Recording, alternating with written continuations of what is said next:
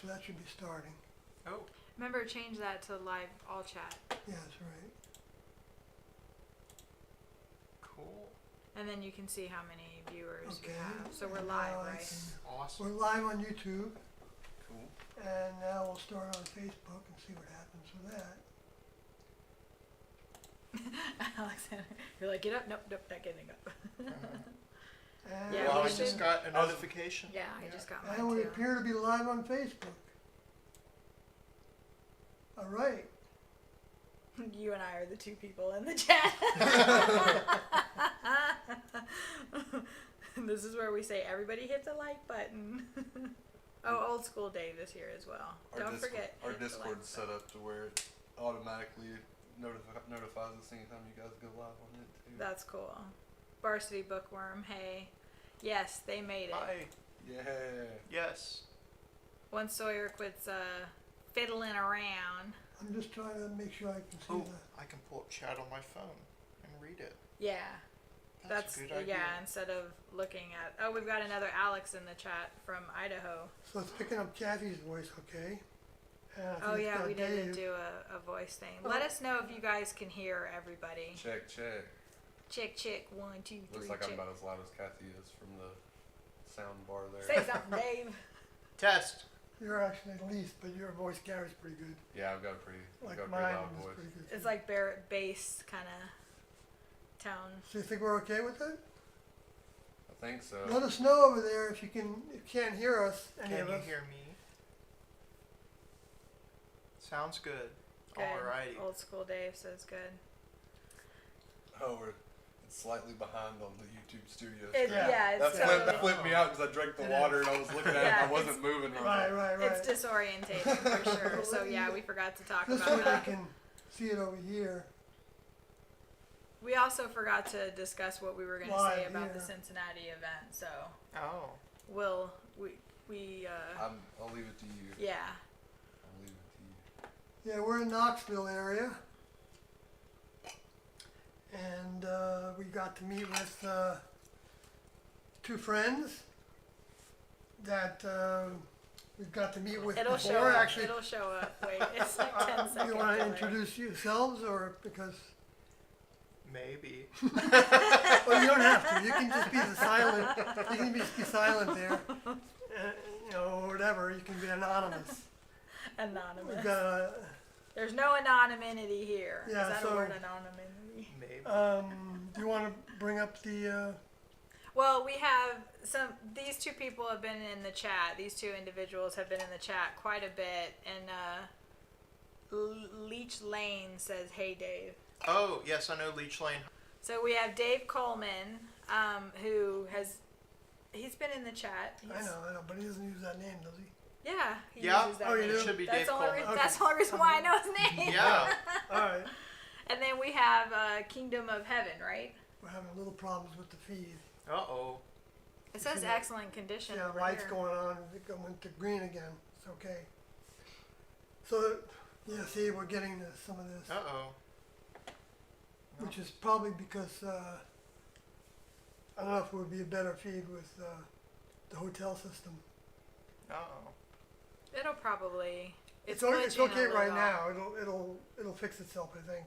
Yeah, there's a delay on the But the YouTube. video might be the problem. You know, you get some delayed video. See now it's going yellow again, back to green. Interesting. Now it's red, yellow. Yeah, I don't know if it's gonna work. There's always challenges. You know what? I should record this in case.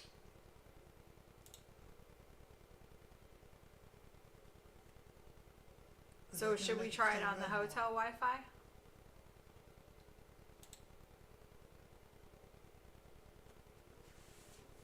Hello, It's Daniel. either Mills. that, or we have to reduce the bandwidth by getting rid of Facebook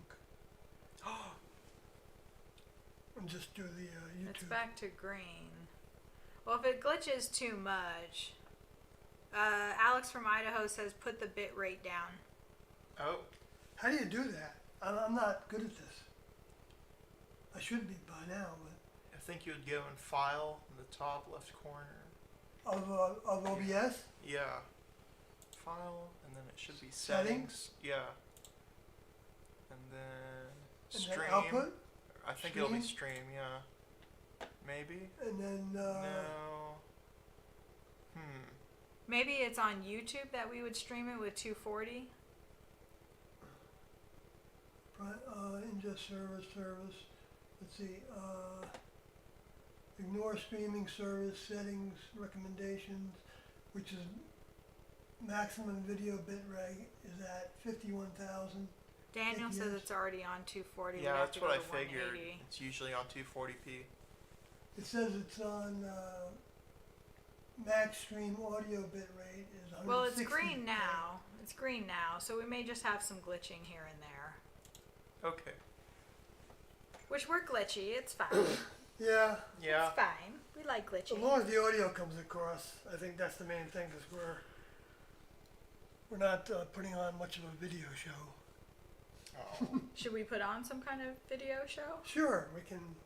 What? So Alex puppets? from Idaho is here. Varsity Bookworm is here. Taylor Smith is here.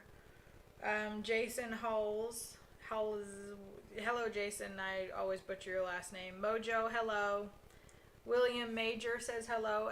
Alex. Hey, Alex from William Major. Hey, Will. MW1 Online is here. Hey there. And Daniel Mills is here. Everybody says it's fine now. Okay now. We're good now. Alex from Idaho says Davodi. I think Davodi. that name is already taken, unfortunately. Devotee, right? Yeah. DVB. Yeah. Everybody please, right now, everybody go hit the like button. I hit the like button on my phone. So I don't know if that really does anything, but yeah, exactly, Jason. Glitchy is our middle name. That's how we roll. Yeah. So we wanted to make sure one of the first things we brought up today was that we have a meeting scheduled in the Cincinnati area, and we're anticipating getting quite a few people come to it, like we did the last meeting that we had in Savannah, where there was over 100 people that came to the meeting. And but we're not giving out the exact address Or who's helping us with it. So Mark and Sarah. or who's will helping us threaten with them. it until the day before. But we'll just tell you it's in Cincinnati and it's scheduled for May 13th, A Saturday. which is Saturday at 7 p.m. 7 p.m. to 10 p.m. Right. So if anybody wants to come to it, Email you can us. email us and we'll tell you the exact address in Cincinnati on the morning of that meeting date on the 13th. Yeah, because we're not disclosing that before. So then if they want to do anything with lawyers or whatever, then they're going to have to scurry to do it. And we're not going to be doing any breakage of any copyrights anyway. So it's not, we're just trying to make it so that the people that are helping us with this don't get attacked by letters from their lawyers threatening them, even if there's nothing to threaten. They'll just do it just to be, the A word, right? Which they frequently are. And, I hate to say it in that way, but, it's totally ridiculous what they're doing. If they really believe in T&O, then they're acting the opposite of what T&O were teaching. Yeah, I was thinking it's really sad that we're putting meetings on and Juan Odie and Carl Odie came to the last one and participated, and it was a really cool feeling having four. Well, I'm not a class member, but it was cool. I shouldn't count myself, but it was cool having 3 former class members giving meetings like they used to do. It was really, really nice. It was a good feeling, and it felt like Mark and Sarah, if they weren't such assholes, I'll go ahead and say it, that they should have been there too. Anybody that believes in this information should be telling people about it, period. They shouldn't be threatening lawsuits and threatening people's businesses just for hosting a meeting with us. Or if we're trying to give the information to people in the first place. Yeah, it's I mean, crazy. that's what anybody's supposed to do is just give it to people and give them the opportunity to see it at all, make their own decisions. Yeah. Hannah's here. That's right. Oh, hi, Hannah. We miss you over here. Yeah.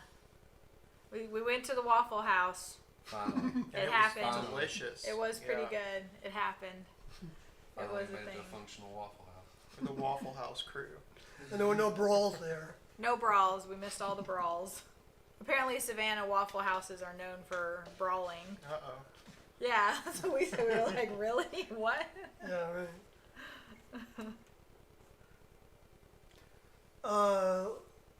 Yeah, see, well, him haw. It's, like in, what does, I guess I don't know where to start on all the things that go through my head that I keep on, hearing from people saying things that are totally erroneous about T and Do and myself as well, and other members of the group, former members, and even people that have become believers in T and Do's message. And it's kind of, to me, it's really a great value to actually allow people to meet us. Not allow, as if there's some kind of privilege to it. I'm Not not that saying we're that. anything special. I'm just saying so that they can see that we're just really normal people like anybody else. We have our own struggles and our own, pros and cons, weaknesses and strengths. And Well, I don't know about you, but I'm perfect. right. And that reminds me of tape 334. That maybe the lawyers might tell me that I'm breaking some procedure just by mentioning that the tape exists, where Doe is talking about how it's not about all or nothing. He says those exact words, and I've been saying that for years because some people would come to me and say, "Well, Sawyer, I can't do this unless I do it all. So why try it all? To do anything for the next level in service, because service is the most important thing to the next level that students grow into, and it's continuous. There's no a place where you're giving enough service. It's never enough. No member of the next level feels like they're ever giving enough. Doe said this on that tape, that he doesn't feel like he's 100%. And nobody's 100% because that would say that they were perfect. Yeah. And there is no more growth. perfection. However, striving for what our older members give us, that's the best we can do. And striving for continual service. I mean, even for members of the next level, you're still trying your best to serve and, crew-mindedness and being efficient and everything else. It's constant. It doesn't really end. There's not a complete point. Exactly, and there's also this in 334. Doe talked about there being 4 groups, right? At that time, that was what year was that? 334. Was it 1987 or 8? It was after Mark and Sarah were out of the group. So it would have been 87 or 88. I think it was 88. Okay, and that's when Doe was examining how to go public again, or if to go public again, and in which way, and to who, and what would be the main focus.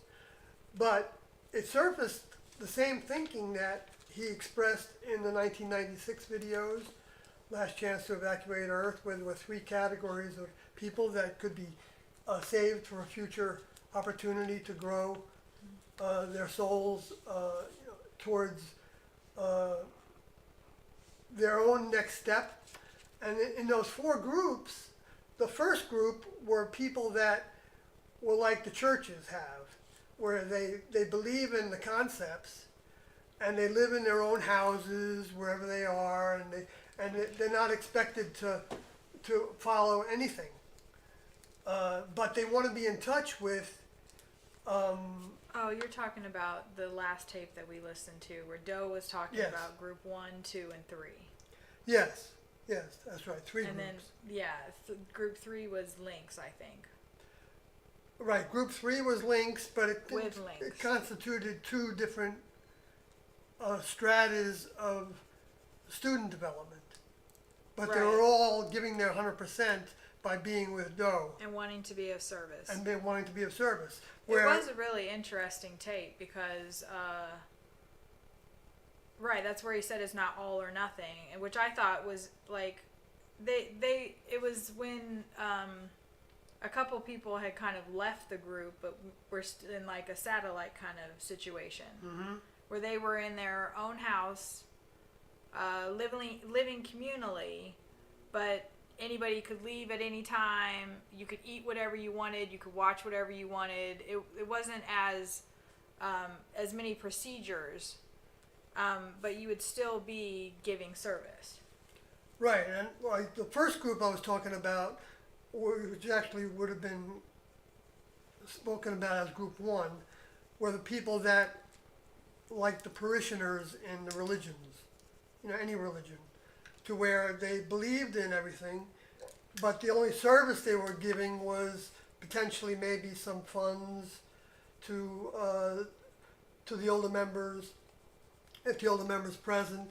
I'm not saying this situation exists now, but in a sense it does, I think, to some degree, because not that I'm asking for donations or anything like that. I don't care about that. But you can And send it we're to not them the if you leaders, want. we're not the older members in this case now, but I'm just trying to show that Doe was talking about to all people Right. have Everybody could be potential of to some service. service if they want it. It's all voluntary. But that the closer you get to providing more and more service, then you'd be in group 2 where they were living communally, but they didn't have all the same rules as the ones that were actually with the older members. Now we don't have that situation because there's no older members here. So we're all in a sense now in both group 1 and 2. Like if there's anybody that's living communally, if that ever develops, that would be like group 2. But group 1 would be people living in their own houses and doing whatever they want in terms of, and then serving in whichever ways they want. And how do we get that service now? We ask Next Level for that service. We ask T and Doe directly for that service. But it's not about T and Doe, their names. It's about serving the next level. Even said, Doe talks about that even in Take 334 as well. That he doesn't care if people say, I believe in T and Doe, and it's I believe in the next level above human, the physical next level above human that T and Doe brought the information about. We also know from Ginotti's document that service is standing in their defense, in T and Doe's defense. Being willing to, Yeah. right? Being willing to stand in their defense And recognizing them for who they were. Exactly. So that's also part of the criteria for having a soul saved, because the next level doesn't need it just to have a bunch of souls. They don't need a bunch of bodies. They don't exist, and they don't derive their joy by just numbers. They love to see people attracted to their teachings and moving in their own direction by free will towards eventual or potential membership. It's never a given though. It's a day by day thing. Like I think Alexander was saying earlier today, that he got to a point to where at one point he was thinking, I want more I want more service. Yeah. I don't know if you want to express that at all. So you don't have to. I know we're trying to put you on the spot. Due to the circumstances, I won't. But yeah, Okay. I asked for opportunities to grow and serve more, and I definitely got some unexpected responses on growth opportunities. But I also wanted to serve more, and for me that translated to being here now with them, and being able to help with the events and stuff that I've been involved with, and Yep. being able to go offer anything I can to further the message and help spread it to anybody that wants to hear it. I think that's one of the most basic services now that we don't have an older member present, is to do our part to make the information available to anyone that wants it.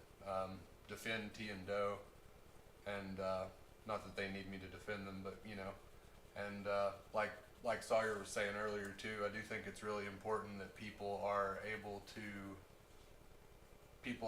see that Heaven's Gate is not exactly what you see in documentaries or hear about in podcasts and all this stuff. A lot of those things, maybe by design, want you to think that it's crazy or whatever. And I think a service that all of us, me, Kathy, and Sawyer, partaking in, is showing that we're just normal people to that extent, and We're not trying to brainwash anybody, or, like my friend Erin, when she stayed with us, she was like, you guys are the worst, like, cult initiators ever. Like, I was with you guys for like 2 weeks and you never once asked me to do anything. You didn't try to brainwash me. She was like, you guys are terrible cult leaders. Like, 'cause we're not. We're not trying to get anybody to do anything. Like, Alex had expressed several times, like, anything that you guys need, please let me know. And I was just like, yeah, okay, whatever. But because I like to do everything on my own, right? I feel like that's how I can control things, and I don't have to worry or about somebody coming back later and saying, I want to copyright what I did, or this, that, because people have offered artwork or for shirts, and I'm just kind of leery of that because I don't want problems later on. But Alexander was like, I can help, I can do stuff. So like him and his partner at our last event, they helped us with the slideshow. Alexander put some pictures together for us, and he ran the slideshow, and they put flyers on all the chairs, like just small little things that may seem like not a lot, but it's just super helpful. Like, Alex is going to help with the next show too, because he can and he wants to. And I remembered that when I was wanting, the event coordinators wanted a flyer, and so I was like, okay, well, I've got like everything, but I don't really have the know-how to actually put it all together. And I remember that Alexander had done some stuff with graphic design, and so I was like, well, I'll ask him. And he put it together in less than 24 hours. Probably less than 3 hours. yeah, And pretty much. yeah, shot me, because he's got the program, he's got, all the stuff, like he's put stuff together. So it's like, for me, it would have taken me a couple of days. I would have had to have like done it in Photoshop, which is a pain in the ass. Or I was thinking maybe PowerPoint. I don't know. Right. But I was like, here's the picture, here's the words, here's what I want on it, here's what else we need to put on it. I gave it all to him, and he just put it all together.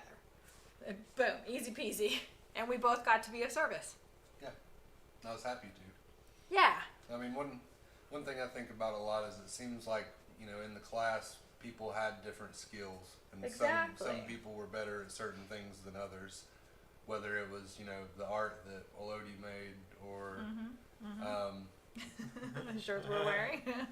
I can't remember exactly which, but the one that would proofread and help write the documents that they put Nerodi out did a publicly. lot Yeah, of that. Nerodi and stuff like that. And I mean, some of them were better suited for public speaking and everything, and everyone has Sawyer. something to offer. Yeah, Sawyer, being in Riccotti, Beyond for Human sure. and everything else, Riccotti. Ginodi was really into public For speaking sure. too. I think yeah. that anybody that wants to be of service can find some way to use their skills and their capabilities Yeah. to serve in some way. it takes a little more like soul searching whenever you don't have an older member or somebody to, sort of direct you in the right direction. You kind of have to say, well, what can I offer, and then be willing to put that out. And that's, what I've tried to do. But that I do fully believe that everybody has something to offer to the message. Even if furthering it's the just message. wearing the shirts. Yeah. Which we're not encouraging people to buy our shirts or anything. Definitely Alexander's got some shirts going on too. But I think, or you just made them for your personal use. Cause we made these sold for out our, now. we Sold made these for our personal use, but just wearing shirts wherever you're at, people see that. And they may not talk to you. I don't know if you get people coming up to talk, Ooh, who is no. that? I've never gotten a comment. Actually, Sawyer just got a comment about his shirt, didn't you, at Waffle House? I did. Yes. The waitress that rang up the ticket, Really? she said Yeah. to me, "I like your shirt," and I said, "Well, actually, yeah, it's and I kind of I didn't know what to say really, and then she said, "Oh, is that alien stuff, right?" I said, "Well, actually, that's not an alien. That's a member of the kingdom of God, kingdom of heaven, coming down from that they're physical and." He's like, "Sir, this is a Waffle House." Yeah, right. Right. This She is was my, in a hurry this is to my get to her everyday next life area. Yeah, she was a waitress and a receptionist, whatever, a cashier. And so I didn't really want to talk to her much, but it stimulates the thoughts. Right. And I want to say something else about, in terms of how people can serve. When TNO first started in 1975 with publicly bringing the message to people, they gave us instructions when we were putting up posters for the next meetings that they were planning to do around the Colorado area, that to ask for help from the religious people, especially the Christians who say that they're in service to Jesus and the Father in that terminology, and because that was actually like testing them, and to see if they really are committed to it. And so we would go up to the door, and the first time I did that, I was kind of nervous. I really didn't want to ask a priest in the house that was right next to the church where they lived, for anything. And they said not to ask for a specific thing. Well, no, not to ask for money, but to ask for our needs. So if we needed gasoline, to go to and to tell them what we were doing, like we were bringing new information that came from the kingdom of God. We're using their terminology because that's the way they think in that terminology. So to throw a bunch of new terms at them ahead of their asking for it is it can be confusing to somebody. So we try to talk in the terminology that people are most accustomed to. Not that that's deceitful at all. It's not deceitful at all, because we could talk with no religious terminology about the next level above human, and it's beyond human, and it's a many-membered kingdom, and they're physical, and they drive spacecrafts, and they have laboratories that are in outer space inside of planets, that we think are just planets sometimes, and sometimes they are just planets. I don't know, one from the next. But anyway, so what we would do, we'd say, we knock on the door. I remember the first door I knocked on. I knocked on the door, and the priest came to the door, and he said, "Hello, what can I do for you?" And I said, "Well, we have some needs. We're serving our Heavenly Father by bringing new information to the area, and we are in need of food and gasoline for our cars." And that priest, I think, took out a $20 bill and handed it to me, and it shut the door. And I don't know if it was that one or the next one that actually gave us the money, but one of them just said, "No, we don't do that," or something like that, and you should shut the door on us. And you walk away feeling like, well, was that, you know, a failure or was that success or whatever? But it's doing the task that's successful. It's not the results of the task. Yeah. So the only thing we had at that time to describe what we believed was a little document that was called Statement 1. It's in the Heaven's Gate book. That's on the Heaven's Gate website. And that Statement 1 said a lot of stuff in it. And so it doesn't mean that you can't talk about the next level to people until you have a certain amount under your belt. But yes, it does take some generation of a certain amount of courage to take the first steps to talk to somebody. And that can be in any circumstance where you feel like somebody is interested in the same subject matter in general, you know. Like let's say you're at a bar or something and you're, you know, like Kathy was doing for a while. You know, she would go to a bar and she would end up talking about, you know, space aliens. I'd and get stuff. really drunk and start talking about T&O. Yeah, I was really, really popular at the bars. And then I lost a lot of drunk friends, y'all. I'm not saying to go get drunk and do it, but Like, she's not sometimes- fun to hang out with anymore. But sometimes, you know, people are using substances for reasons, and a lot of times, you know, it loosens the tongue a little bit, and I mean, it helped me in that way. For a long time, I wanted to be kind of shut up about it, like especially in the town where I lived in Vermont. It was a small Very town. small little I town. would go to the places to play music, and I didn't really want to say anything. But then I would smoke a little weed on the way to the bar, and then I would say, like, I would think to myself, maybe I would meet somebody that was interested in this information, and I could talk about it. You're and- so funny on weed, too. Yeah, and so Really? and then I would put my foot in my mouth, and people would find out Yeah. that I was part of a cult, and I would lose that gig. Oh. That happened a lot of times.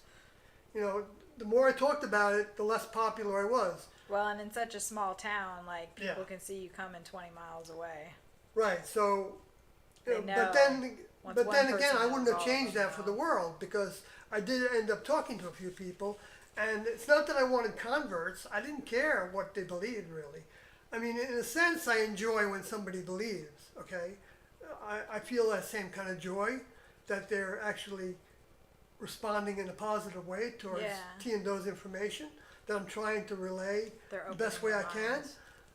You know, asking for help with that at the time. You know, like you know, if somebody said something in the bar like about UFOs, or if I brought it up somehow, you know, during a break while I was playing music or something, and then I would say, well, you know, I don't know what you think about this, but I think that the government's been covering things up, and that there's actually space aliens are really among us, and that this planet was created.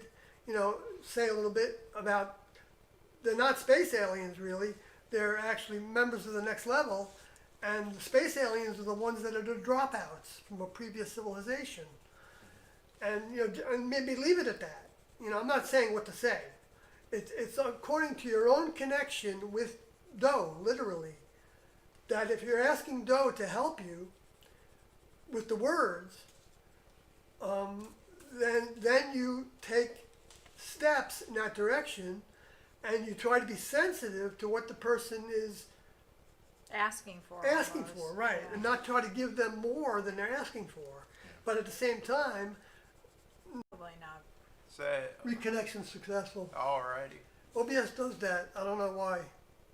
Sometimes they do it when we have a great connection.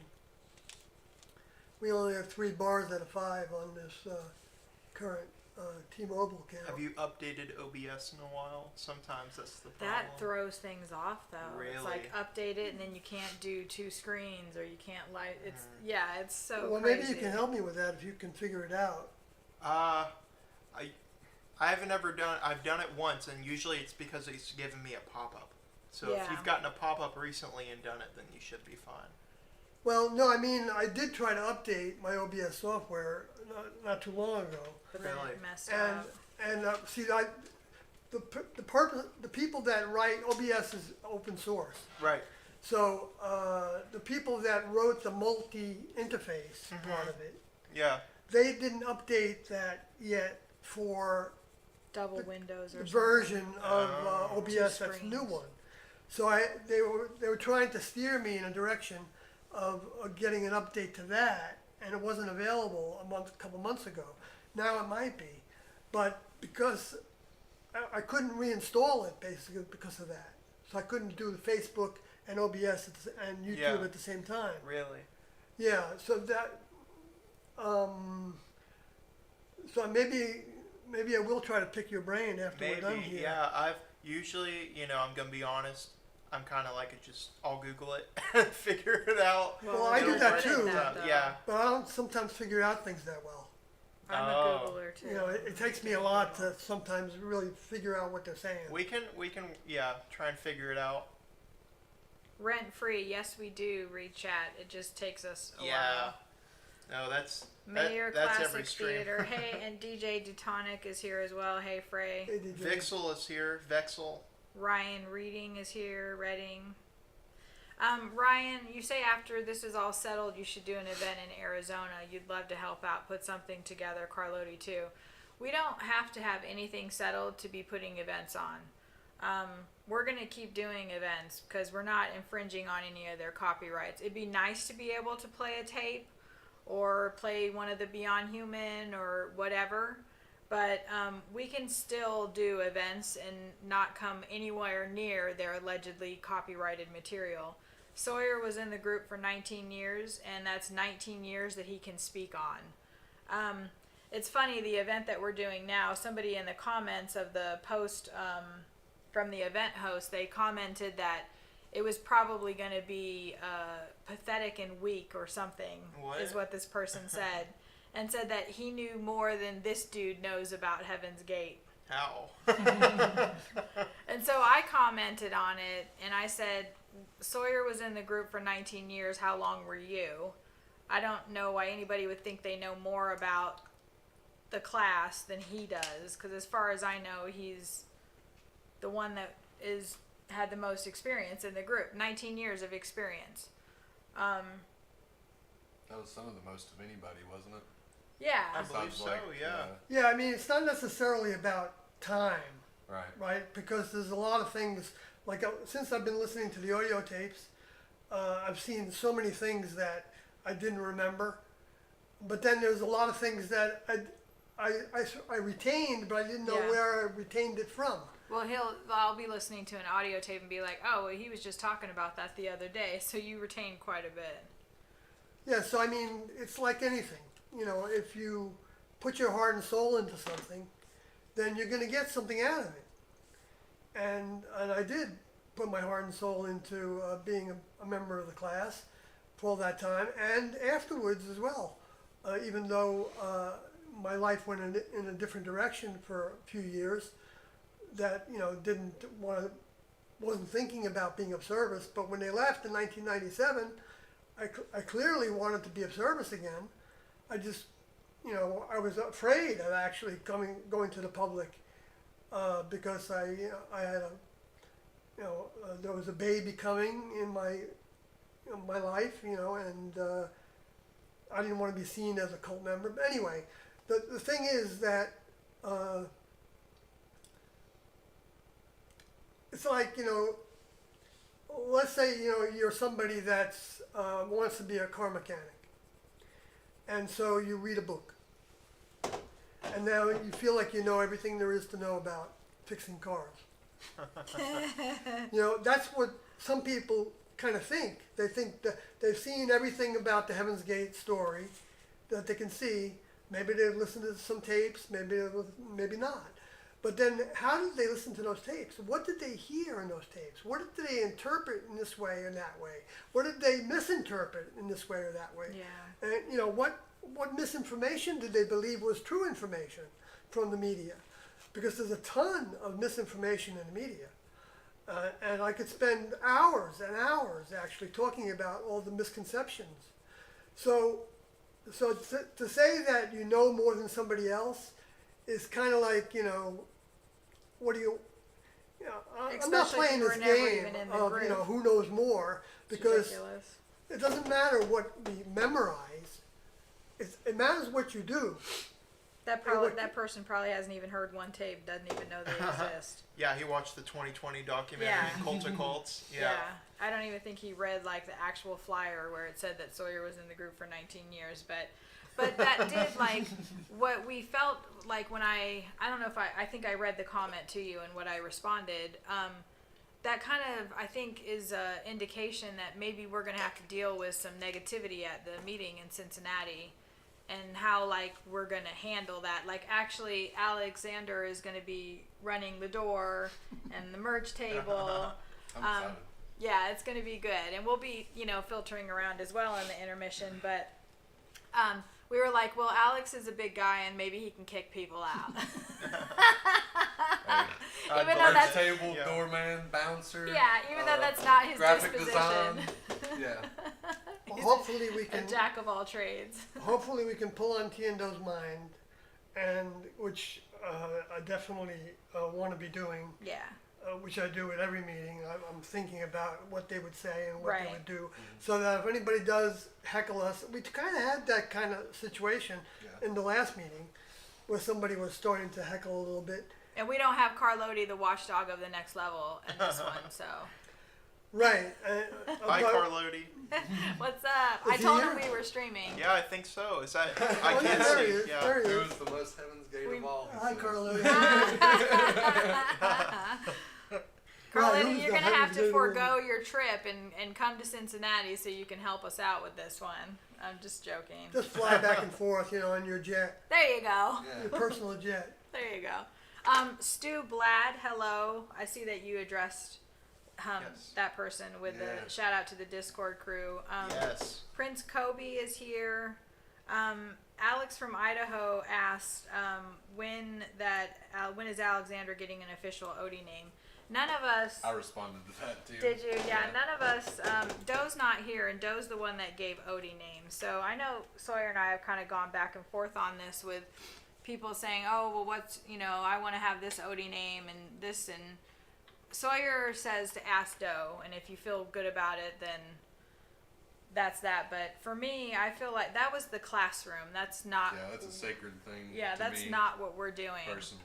Yeah, I kind of felt the same about, would you agree that it's kind of the same about the away team patches that you see everywhere? Like, I always see those, and I kind of think, that's kind of something that was reserved for the class, too. Do you agree? Yeah, I do. That's not my Well, favorite. It was. Yeah. It was really. It's not my a fave. sacred thing, but at the same time, a lot of people don't understand enough or don't care enough about the information or the group to feel the same way Yeah. about it. So I mean, I don't really fault somebody for not I agree with understanding that. or not feeling the same way that I do about it. Everybody's free to make their own decisions at the end Yeah. of the day. And, Like somebody said, I think it was actually Ben that was like, "Well, Kathy, your name should be Book Odie," because I like books so much. I was like, "Damn, I like that," but But one thing I was thinking about at that first event, we didn't really have any negative responses. that from little anyone. small one, that first, Which, that was like a trial 30 or run. 40 maybe, which it was also like a 12-hour event. That was so crazy. But, Yeah, right. Greyface had a lot of ideas, and they wanted to jam a lot of stuff Yeah. in there, which was cool. It was fun, but yeah, the second one, I feel like it went. We had 100 people show up. yeah, or more. It was honestly, by the great end to of it. have, that I mean, place when packed. you have that many people that are there for so many different reasons, you Yeah. never know what you're gonna get. And not that many people left after the first intermission. The way I look at it too is I'm sure T and Doe faced stuff like that whenever yeah. they were doing it publicly, and I know members of the class that went out and did meetings faced some of that. There's some of it recorded from That's the right. Chicago Mm-hmm. meeting. That one. That's what I told him. I was like, "You handle the heckler since Carlotti's not here to do It's it." bound to happen, and T and Doe said that different people are gonna have different responses to the information, and some people get weirdly aggressive and stuff about it sometimes, which I don't really understand, but Like they're projecting their own something projecting problems something. onto us. Like the person in the Savannah event was just kind of Yeah. like, "Well, what are you guys doing here?" kind of thing. Yeah. Like, why didn't you all kill yourselves if that's what you believe? Like, you must not believe. That's not what he said. Why do you but call yourselves former members if you yeah, still that's believe? kind of like what he, because Carlotti was like, There's no "Do you group." mean why are we here?" Like, Carlotti said, getting all existential on us. yeah, The and crowd erupted into laughter, and I was everybody like, man, laughed, This guy's and gonna be so mad. the guy was really mad. He was. It really, pissed him off. But But it's expected, and I mean, it doesn't hinder us any, or hinder you guys any, Yeah. anything like that. It's But- just it's something that happens. Yeah, I mean, there's also something, I was listening to Beyond Human for the first time in the car on the way over here, and it kind of sounded to me like a lot of stuff is like sometimes you have to find positives and negatives, is what he was saying. I don't remember which session that was. Maybe you do. It was one of the early ones. But he says like if you find a negative in something, the next level wants you to find a positive. in it. because Yeah. there's the lesson. Yeah. Right. Yeah. That's the lesson that you're supposed to be. Like, every negative is an opportunity to find the positive. Right. And in The Walking Dead, actually, I know because we're like obsessed with this. We're not obsessed with it, but there's a No. character named Bob and Sasha, which neither of those characters are around anymore. Because if anybody's watched The Walking Dead, I know I just You just Spoiled spoiled a it. 10-year-old Spoiler. show. Spoiler alert. But Bob and Sasha were walking along, and they'd been separated from the main group, and Bob had this game that he was playing that was find the good in the bad, which I thought was really interesting. Because they were like walking through, like, it was really hot and the sun was beating down, and Bob was like, well, I'm working on my tan, like, Sasha kept saying the bad stuff, and Bob would return with the good stuff. So even in a zombie apocalypse, you can find positives. What's a positive that comes from heckling, though? Do you think maybe somebody that could- person gets to learn a different perspective, maybe, and maybe other people in that event were wondering the same thing. maybe? Well, yeah, yeah. I was gonna say it can also be a personal test for us to not get upset and respond negatively because Yeah. T and Doe a lot of times kind of talk like we don't necessarily have anything to prove Right. in that way. We don't- and, we don't care if you have believe to- it or We not. don't have to be defensive. We don't have to try to convince you to accept this or anything. And it could be as simple as if you were up there and somebody said something negative and then you had a negative response to them publicly, it would look bad on you. It would damage the message to the Yeah. rest of the people that are there watching it to That's see true. how you respond. And so I mean, it could be as simple as that. Yes, right. Something to personally learn as far as controlling the vehicle and emotional responses and not Restraint. restraint. Well, Something to that work on. actually was what I was going to say also.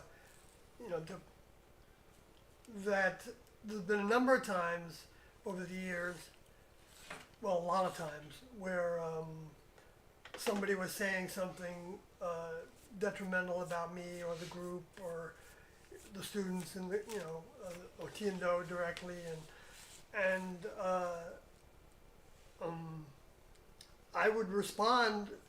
I try to stick to the facts instead of if they're calling me names. Sometimes I'll say, if you're just gonna call names, give me a specific. If there's something that you don't like about me or the group or T and Do, then what's the specific issue?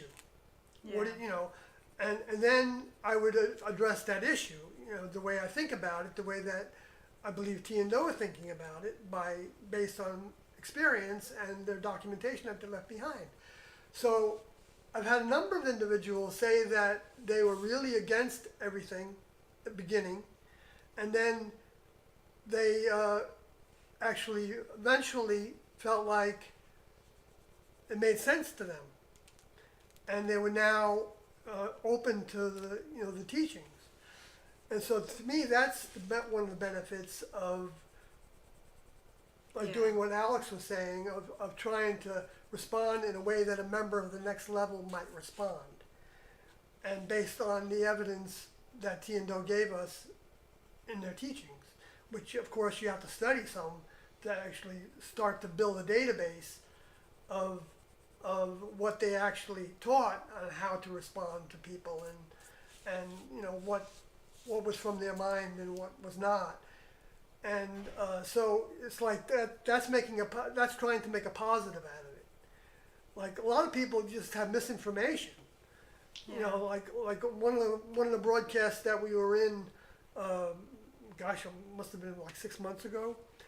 I forgot the name of that channel where The atheist one? yeah, it was Skeptic Yeah. Generation. There you go. Skeptic Generation, Yeah, that was bad. which Viv was That really, was so funny. Viv was Yeah. very mad with us. right. There were a number of She thought that people. we There were weren't a lot. promoting I mean, suicide. but there were a few that were very outspoken, saying that we were dangerous and Well, blah a blah lot blah. of them told us that we should just go kill ourselves. Yeah. Like, yeah. how She rude did is say that? that, didn't she? Yeah. Well, Remember Viv actually defended that and removed those comments of people Oh, that really? were saying that. 'cause Oh, okay. I didn't I feel remember if she like said that or not. there yeah. was some personal issues going on. Like, she immediately latched onto, "You're a suicide cult." That was the name of the Right. broadcast, was a suicide cult call. We're gonna get demonetized for this. you And know? Right. actually, they had like tons and tons of views, which they get lots of views. But yeah, that's when we realized, well, if people aren't asking us, we're not going to offer. You know, of all the things that, as often as, you know, of course the suicide angle comes up, that was something nobody asked about at the last one. Nobody made any mention of it. that I No, remember. and I don't even know if we did our little disclaimer We that did. we usually We do. did. Like, we're Yeah, not we did. recruiting. Yeah. We're not like trying to like get anybody like hooked and go, okay, now it's time to all, you know, exit to the next Yeah. level. Like, let's all go ahead and go. Yeah. No, Like, we that's- need our vehicles in order to learn lessons. You don't learn lessons without a vehicle. That's not I what put we're that in doing. chat when Varsity Bookworm said that. He said something. You need your vehicle to learn lessons. Yeah. Yeah, exactly. And there's no group. We were telling that to these people in Skeptic Generation as well, that there is no new cult, there's no group. And not only that, they said that, well, you're going to just change and all of a sudden you're going to tell people that you got new instruction of some, you know, so now you're going to be the leader and you're going to tell everybody to, you know, off yourself or whatever. And I said, well, you know, I've been doing this for 15 years and there's no evidence at all that I've started any kind of new group. Because there is no new group. There's no inner circle.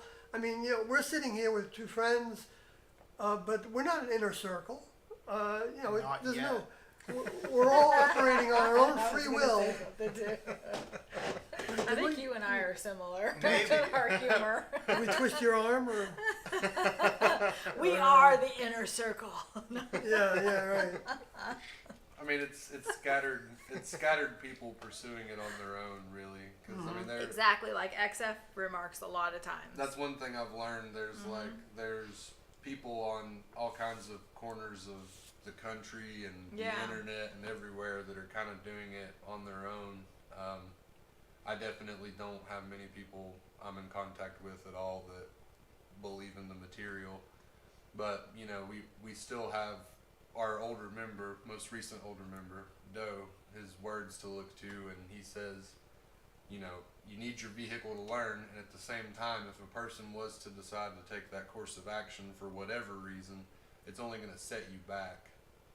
You know, ending your vehicular life is not going to benefit anyone. It's obviously not what we believe and not what any of us are going to do, and Right. That's really hard to explain to people, and it's, you know, something constantly that comes up. But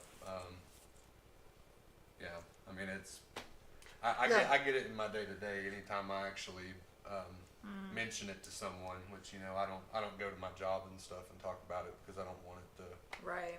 damage my job or anything. But That was the procedure we had while we were in the class, basically. Yeah. To not talk to our employers or employees about the next level because that wasn't our task.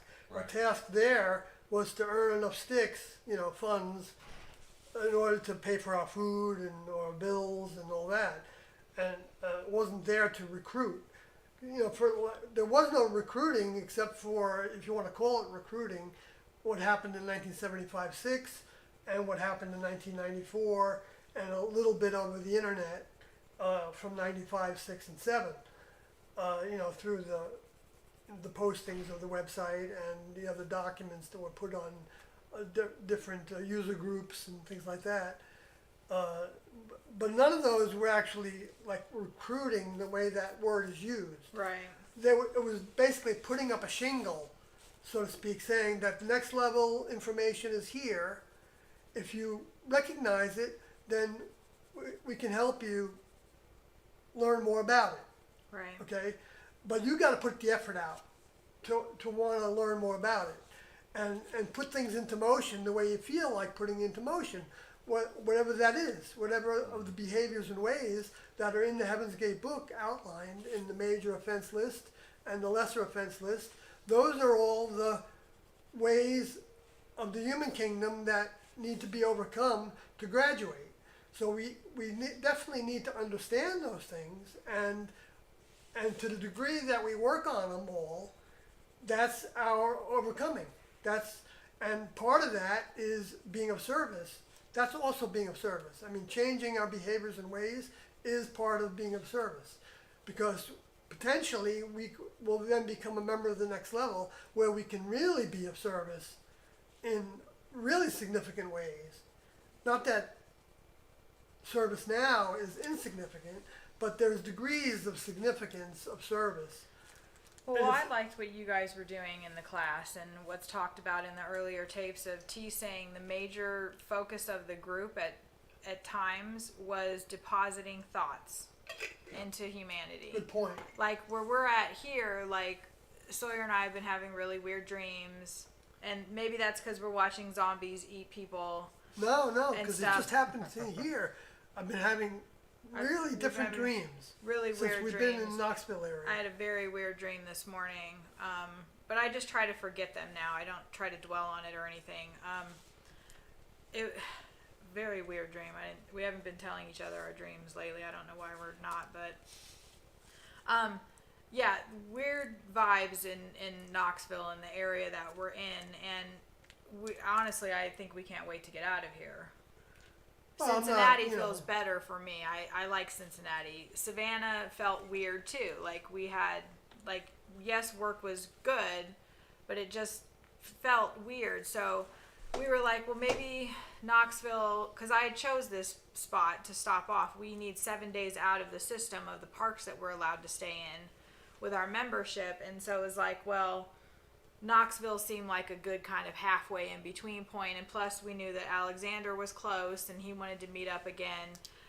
Dave was a nice welcome surprise that he's close as well, so that was super cool that things can work out like that. But then I had the thought, well, maybe we're just here to deposit thoughts. Like that's what we're doing in Knoxville, is just to give them a little bit, not like we're like these, gurus or, but where there's two or more gathered, there's more power. There's more like we're all focused on the next level, T and Do, procedures, concepts, whatever. And as we're moving throughout our day and our existence and thinking, we're putting that out into the city, into the atmosphere, into the people, into our genetic tree, whatnot. Good point, because there were 3 purposes that that Tiendo told us. We as souls, trying to in these vehicles, were part of the task. And the first one was deposit thoughts. Mm-hmm. The second one was to get a vehicle, take over a vehicle. The human bodies that we have, because and the third one was to build strength. So the soul that was being brought back from a previous experience with all the members, they're all here, and they're all looking for vehicles that they can take over in order to convert them into next level service, next level vehicles. I mean, technically, it's always possible that somebody could convert their vehicle. They could grow so fast that they can convert their vehicle into a next level vehicle, if the next level allowed that to happen. Do you think if it we're was doing appropriate like for what growth. because you guys were doing that by being strong and following procedure? You were growing your next level bodies, vehicles in the next level. Do you think that we're also growing a vehicle in the next level? Well, I don't know. You know, I think it's impossible to know that, whether there's a vehicle that's being grown on a spacecraft right now, a physical vehicle, a dense Right. physical vehicle. You know, for Alex or Dave or you or me. Well, you did have one going. Well, I probably did, but I don't know for sure what I had or didn't have, but or if I lost that one, because there were also backup vehicles that were part of the program, according to Doe, that some of the souls that came and were helped by the next level to select a vehicle that would be appropriate to the needed growth of that soul, also had backup vehicles that could have been in the classroom. If that vehicle wasn't moving fast. So if like Doe gave the example, right, of Wicanodi, And Sarah. who joined in 1994, he wondered. I'm not saying he said this as a definitive fact. Yeah, he said I could be wrong. Right. He did. He said that. Right. But he thought that it was possible that Seraphotes, the soul that was in the vehicle called Seraphote, Sarah, you know, Of Mark and Sarah, the infamous two. The infamous two. didn't succeed in taking over that vehicle. And so, so then in 1994, took over the vehicle called Wicanodi. And so the same thing might happen with me. I didn't succeed in taking over my vehicle by 1994. So who knows if that soul that I was thinking of as me, associated with this vehicle, went to another vehicle that joined in 1994, or even Devotee's vehicle, or you know what I mean. So we don't know. And Doe said at the meeting when he talked about this in the audio tape that we have to listen to, that if this bothers you, that's something to overcome. You know, but these vehicles are designed to be containers for a soul deposit that can grow to become a member of the next level. And so when if that soul is grown during the time that it was deposited, and then the vehicle eventually dies from whatever reason, that soul is saved and then brought back the next time that there's an opportunity, and then a soul deposit is made into a bunch of vehicles at that time, but it's a different type of soul deposit, so that returning soul can actually take over that vehicle and fill that new deposit with its mind that it got from the next level, in order to take the next step in the next trimester of growth towards graduation. I'm not sure I'm expressing that very clearly, you know, but because it's always a little bit complicated and I put too many variables in there. But the thing is, what's happening is it's souls that are growing. That's why Doe talked about how that whole story of the Battle of Armageddon was not a battle of people with guns and knives and weapons and stuff like that, even though humans are translating it that way, because that's the lower translation of it. Because the space aliens want humans to be into that stuff, to build a technology so that they can, be able to leave the planet or take it over in different ways, or fight against the next level when they come to recycle completely.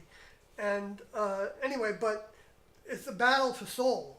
The Battle of Armageddon is a war for souls. Even Paul was saying this in the New Testament, that it was principalities that was the battle. So it's the thoughts. It's against the discordant world. It's the thought forms that are negative. If you have a thought that you're not good enough, to be a member of the next level, that's a negative thought. That's not a next level thought. That's right. And the faster you can get rid of thoughts like that, you know, the stronger you become. Yeah. And doesn't mean that you're gonna be void of those thoughts ever again. You'll continually be hit by them, but you can grow faster and faster at negating them and blocking them out. So that, let's say someone, you know, ranks you out or something, or tells you you're just another naive follower of Mind T&O control. mind control and stuff like that. And you can say, well, you know what? I don't know what kind of mind control program they had, because nobody was forced into anything. And right now, I have the choice to actually believe what you're telling me, or I can believe that I can move forward towards growing to actually control this vehicle. And so I don't want to hear what you have to say anymore. And so I'm blocking you out. So I'm going to put a block on you like we do on the Facebook comments and stuff, right? And that's my choice. And so I'm controlling my mind. The content of my mind is up to me to control. Yeah. And that's the way it was in the classroom the whole time we were there. And if somebody didn't exercise that control, nobody knew about it. I think Doe said, I could be wrong, that he said, you, like, thoughts are going to come into your mind that you maybe can't control, but you can control whether you listen to them or not. Whether you keep I entertaining think I read that that thought. in your book last night too. You're not Yeah. responsible for the thoughts you have. You're responsible for the thoughts you continue to have, And that you listen to to. choose to have.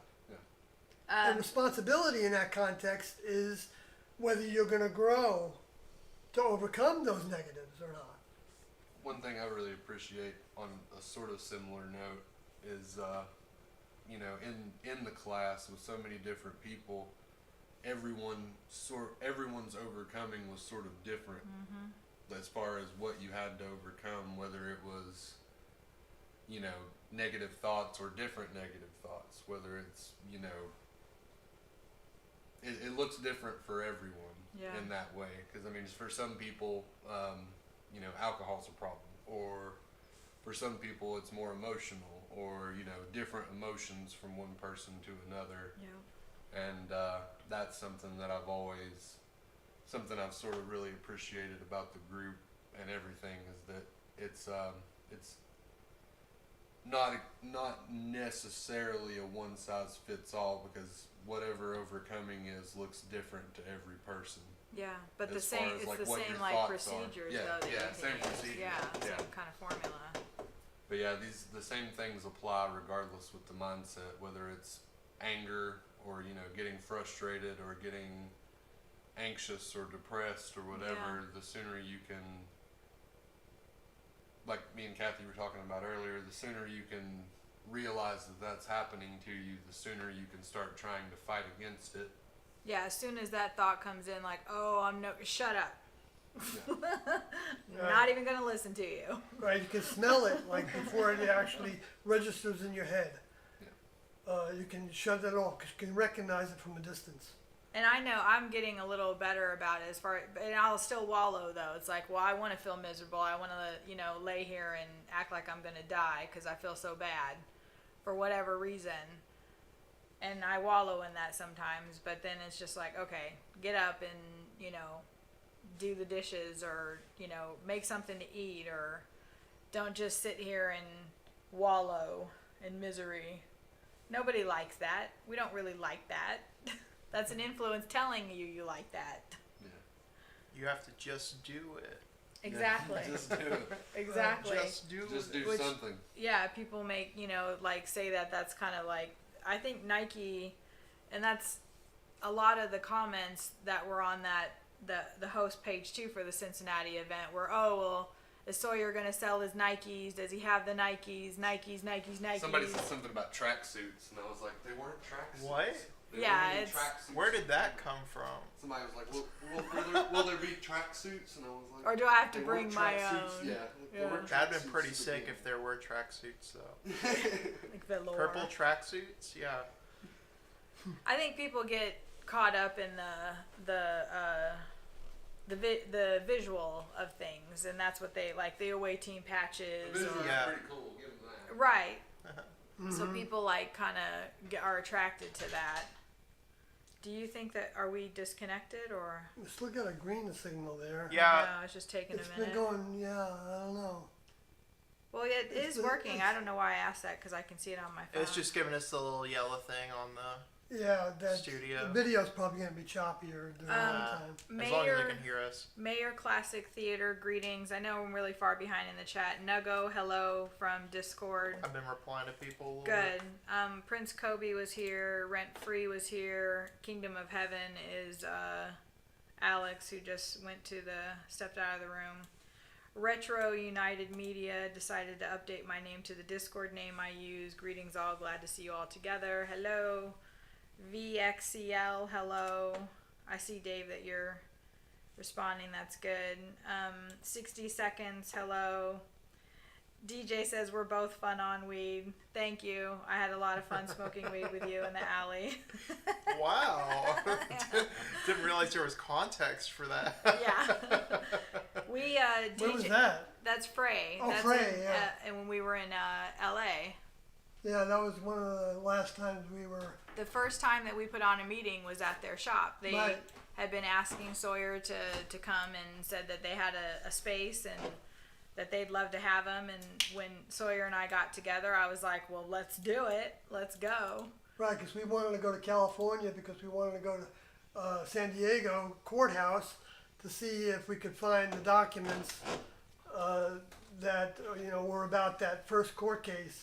Right. We also, there was other, outside of that. Like we wanted to meet with DJ and, Yes. and Martinique. Yeah, so we combined a lot of things. I wanted to take him to the Salton Sea, which is one of my favorite places on earth. Right, and that group of people that in that commune. Sawyer, 60 seconds wants to know if you know any programming language. To me? Is your name Sawyer? Oh yeah. Yes, yeah, I know a lot of them. Oh, really? They're all kind of ancient now. Ancient But programming language. I mean, I first started programming in Apple Basic, and then all kinds of other basics, and then C, and I fiddled around with assembly language a little bit, but I kind of botched up a computer by doing that one time Yeah. at a job that I had. And then I learned Fox Pro and Wow. D-Bass and R-Bass and a bunch of them. I mean, probably a dozen or so different languages. And I was working in what do you call it? Visual Basic and then Visual C. Oh yeah, I have some books on I visual. was Basic. working on the Macintosh C. I was I also didn't read working them, on but, oh my God. different operating systems and the Unix and Xenix, and I fiddled around a little bit with COBOL on mainstreams, Mainframe. mainframes, yeah, I don't and know what minis. that is. So yeah, that's I did that for about 20 years total, I guess. Did you do that on your suitcase laptop that you had, the big one? The compact Yeah. laptop, no, I didn't do any programming on that. No, this was all from jobs that we called in the group out of craft tasks. Right. And Alex then after I said left the that group. before, yeah. Your Yeah. out of Yeah. craft task, yeah. Out of craft tasks But meant I did learn that the craft is where the older member is. So technically, Oh, really? I was using the term wrong by using craft in that way. I didn't know that. So craft is specifically. Misapplication of terms on my Okay, part. because Yeah, I thought that craft Joe was said that. anywhere you could have multiple crafts at a time when you all were moving around at some point, maybe. well, yeah, in a sense that's true because we had different houses, Right, and each house we occupied was considered to be a craft, right. and they were considered to be satellites of what Satellites. Alex okay. is saying as the main craft where the older That's member right. was. I remember hearing that I now. didn't know that till recently because I thought You heard craft it on was just the a tape. general house Yeah. name. But yeah, I learned that the other night. Yeah, because Doe, I think that tape that you're referring to is where he was talking about you couldn't be in the craft with an older member if you weren't following all the procedures. Yeah, Because you just couldn't be in that space. And that's why we and they had didn't want people in there like area, I guess, in some ways. Well, yeah, because Doe was they were fighting off lower forces all the Yeah. time, and the class members would have influences attached to them Yep. that T and Doe would run away just by their mere presence. yeah, But they had to, like, that wasn't an automatic thing, as far as my understanding. I could be wrong about that, but it was like they had to work at that. that's right. It's like they were absorbing the group's lower forces, the influences, and then casting them out, kind of like Jesus casting, demons out of people and into pigs and stuff. Like, Yep, yep. That's right. It's like they said that they would come to a meeting, and they would start to have thoughts that they didn't normally have, yeah, and so they knew that it wasn't their thoughts. So they knew that they were the influences that were with the students, and they recognized a lot of them being the same kind of thoughts that students had before, and so they would actually, with their minds, tell those influences to get lost and to project, to block them and get rid of them, and so that we would have a chance of receiving the new information they were bringing us each time, instead of being sitting there and having like thoughts like, well, I wonder if that's really true, or I wonder if they could have made a choice to do that differently. But wouldn't that be more efficient to do something in the kitchen, that way, the Nutrilab that way, instead of the way you're doing it, or this is how my mom did it, and you guys were doing it wrong. Yeah, or I don't really believe that, or is that really true, or does that match up with what I learned in that Jesus said, all those kind of thoughts. If you're having those thoughts at the same time as you're sitting in front of T and Doe, was a distraction to them and a distraction to you, because it takes you have to learn to listen, and that meant, like, the way I applied that, which I thought I was doing an okay job, but I was a little too pleased with myself too. So that's part of the problem also. When you think you're getting it all and you're really not, that's a problem. But I do remember that I didn't have such a problem with all those kind of little doubt kind of things. So I would be, the way I would do it in my head when I was sitting in a meeting, I would hang on every word. So I could almost hear that word echoing in my head until I heard the next word. And so I think that was probably a good technique to use in order to feel like I was hearing everything. And so it wasn't that often that I would have a question, because I wasn't thinking about, that's another thing that students would do. They'd be thinking about what they're going to ask Right. Instead of when they get the listening. chance to ask, instead of thinking about what they're saying. And it's amazing the way that it works with these human vehicles, that you could actually be totally focused on what T and Doe were saying, and you could, at the same time, when they ask the questions, you could automatically recognize that you had a question. You didn't have to think about, that question and whether you could frame it in a certain way, or whether it's a real good question or not, making judgments about it. If you had a question, it's going to be there when you get the opportunity to ask it. So they ran off influences, yeah. Because the influences are real and thoughts are real.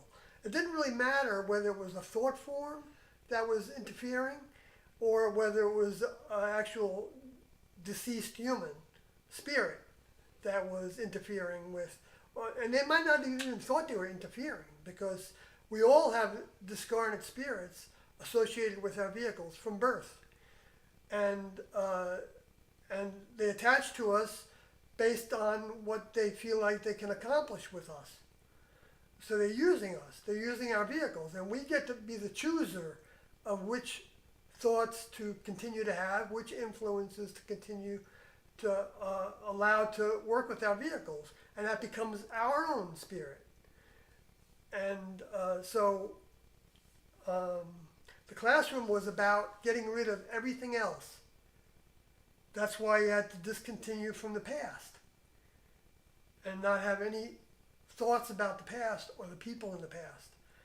If you wanted to go 100%, but there was no way of regulating that T and Doe ever employed. So, like, if you were thinking in your spare time about, your parents or your siblings or friends in the world or mates, whatever you had going, then you were not going to be occupied with building the strength that it takes to block those thoughts out, so that, because the strength of mind is what's being achieved here, and we need all the strength we can get in order to be able to graduate into a next level vehicle that requires a certain octane of power, force, in order to control that vehicle. The same way that you see in the world, to focus on something, to accomplish something, you need a certain amount of focus. You need a certain amount of strength of mind to accomplish certain tasks. It's the same thing in the next level. The vehicles that they grow for us to wear, grow for the soul to wear, requires a certain amount of strength and of mind to actually use the functions that vehicle has. Mr. UFO guy is here, or was here. Hello. Ricardo Lopez says, love you guys, don't change. Godspeed. Thank you. We love you too.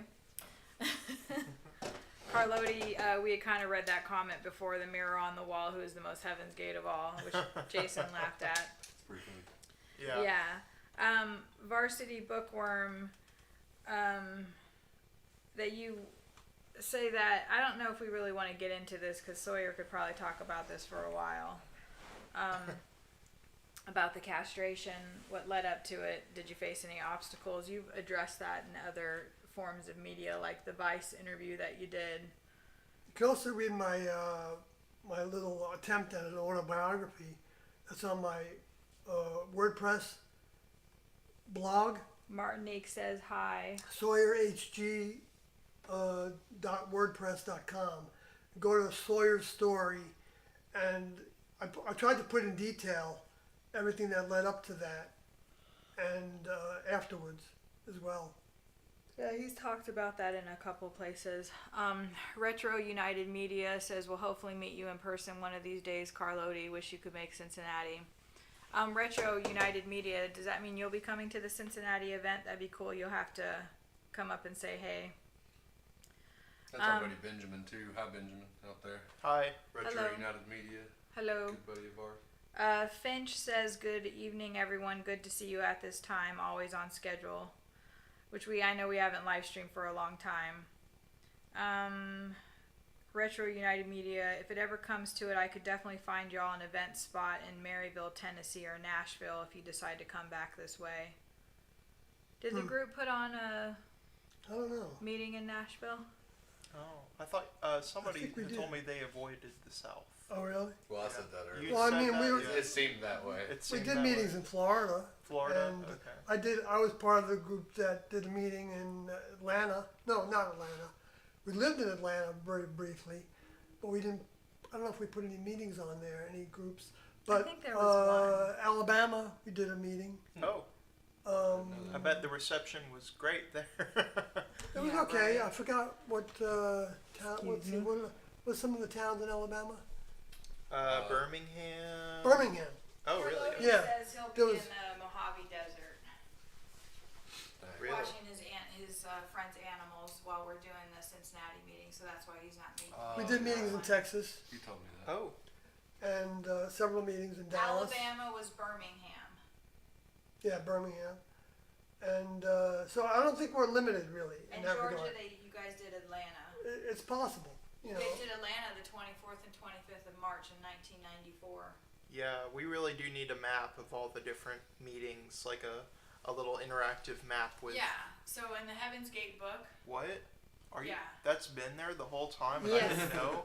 Yeah. Wow. So this one is right here, and then also I'll show you. I feel like I remember Doe or somebody saying that they tried to go to places that they thought they would be better received. Where's the other Yeah. better received There's compared the to other 75. places. And, Yeah. Got it. Yes. So the South Knoxville, is very Memphis, stuck and in its way. Nashville. They were Oh, they in did Knoxville. come to Knoxville, So here according we to Alex's new purple book that has been gifted to him by me. It says in Tennessee, there was a Knoxville, Memphis, and Nashville meeting. So I guess only the big cities make sense. I wonder if one of those was the one that Cerrone might have joined at since his vehicle. Oh, that's was from right, yeah. Nashville. Yeah. I forgot about what his story was exactly. I know. Carlotti knows if he's still listening. He seems like Yeah. he somehow remembers. We like to every talk bit of about Cerrone. We have a Cerrone emoji in the Discord. Everybody loves Cerrone. Yeah. You want to talk about Cerrone a little? Yeah. You're check partners with him. For What's a your while, favorite aren't Cerrone story? I know you say you weren't very close with a lot of the class members, but there's got to be some sort of funny, moment.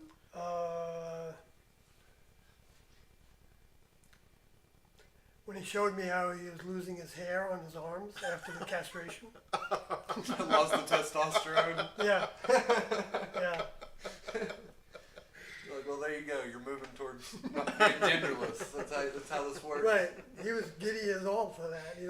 He was giddier also after that. And he was also, he was always kind of a giddy guy, vehicle, with the mind that he had. But he was, he would always start to laugh, and he'd always he wore glasses, right? So he'd always put his fingers over at the top of his nose, and he'd be giggling about it, something or not. And, Pastor Murray. oh yeah, right. Always about Pastor Murray. He's Pastor fire. Murray and Pastor, what's his name? The other guy. Oh man. He talks about The flag guy from L.A. Who, Pastor Murray? Doctor. I heard Pastor Murray. Doctor something. Yeah, Pastor Murray.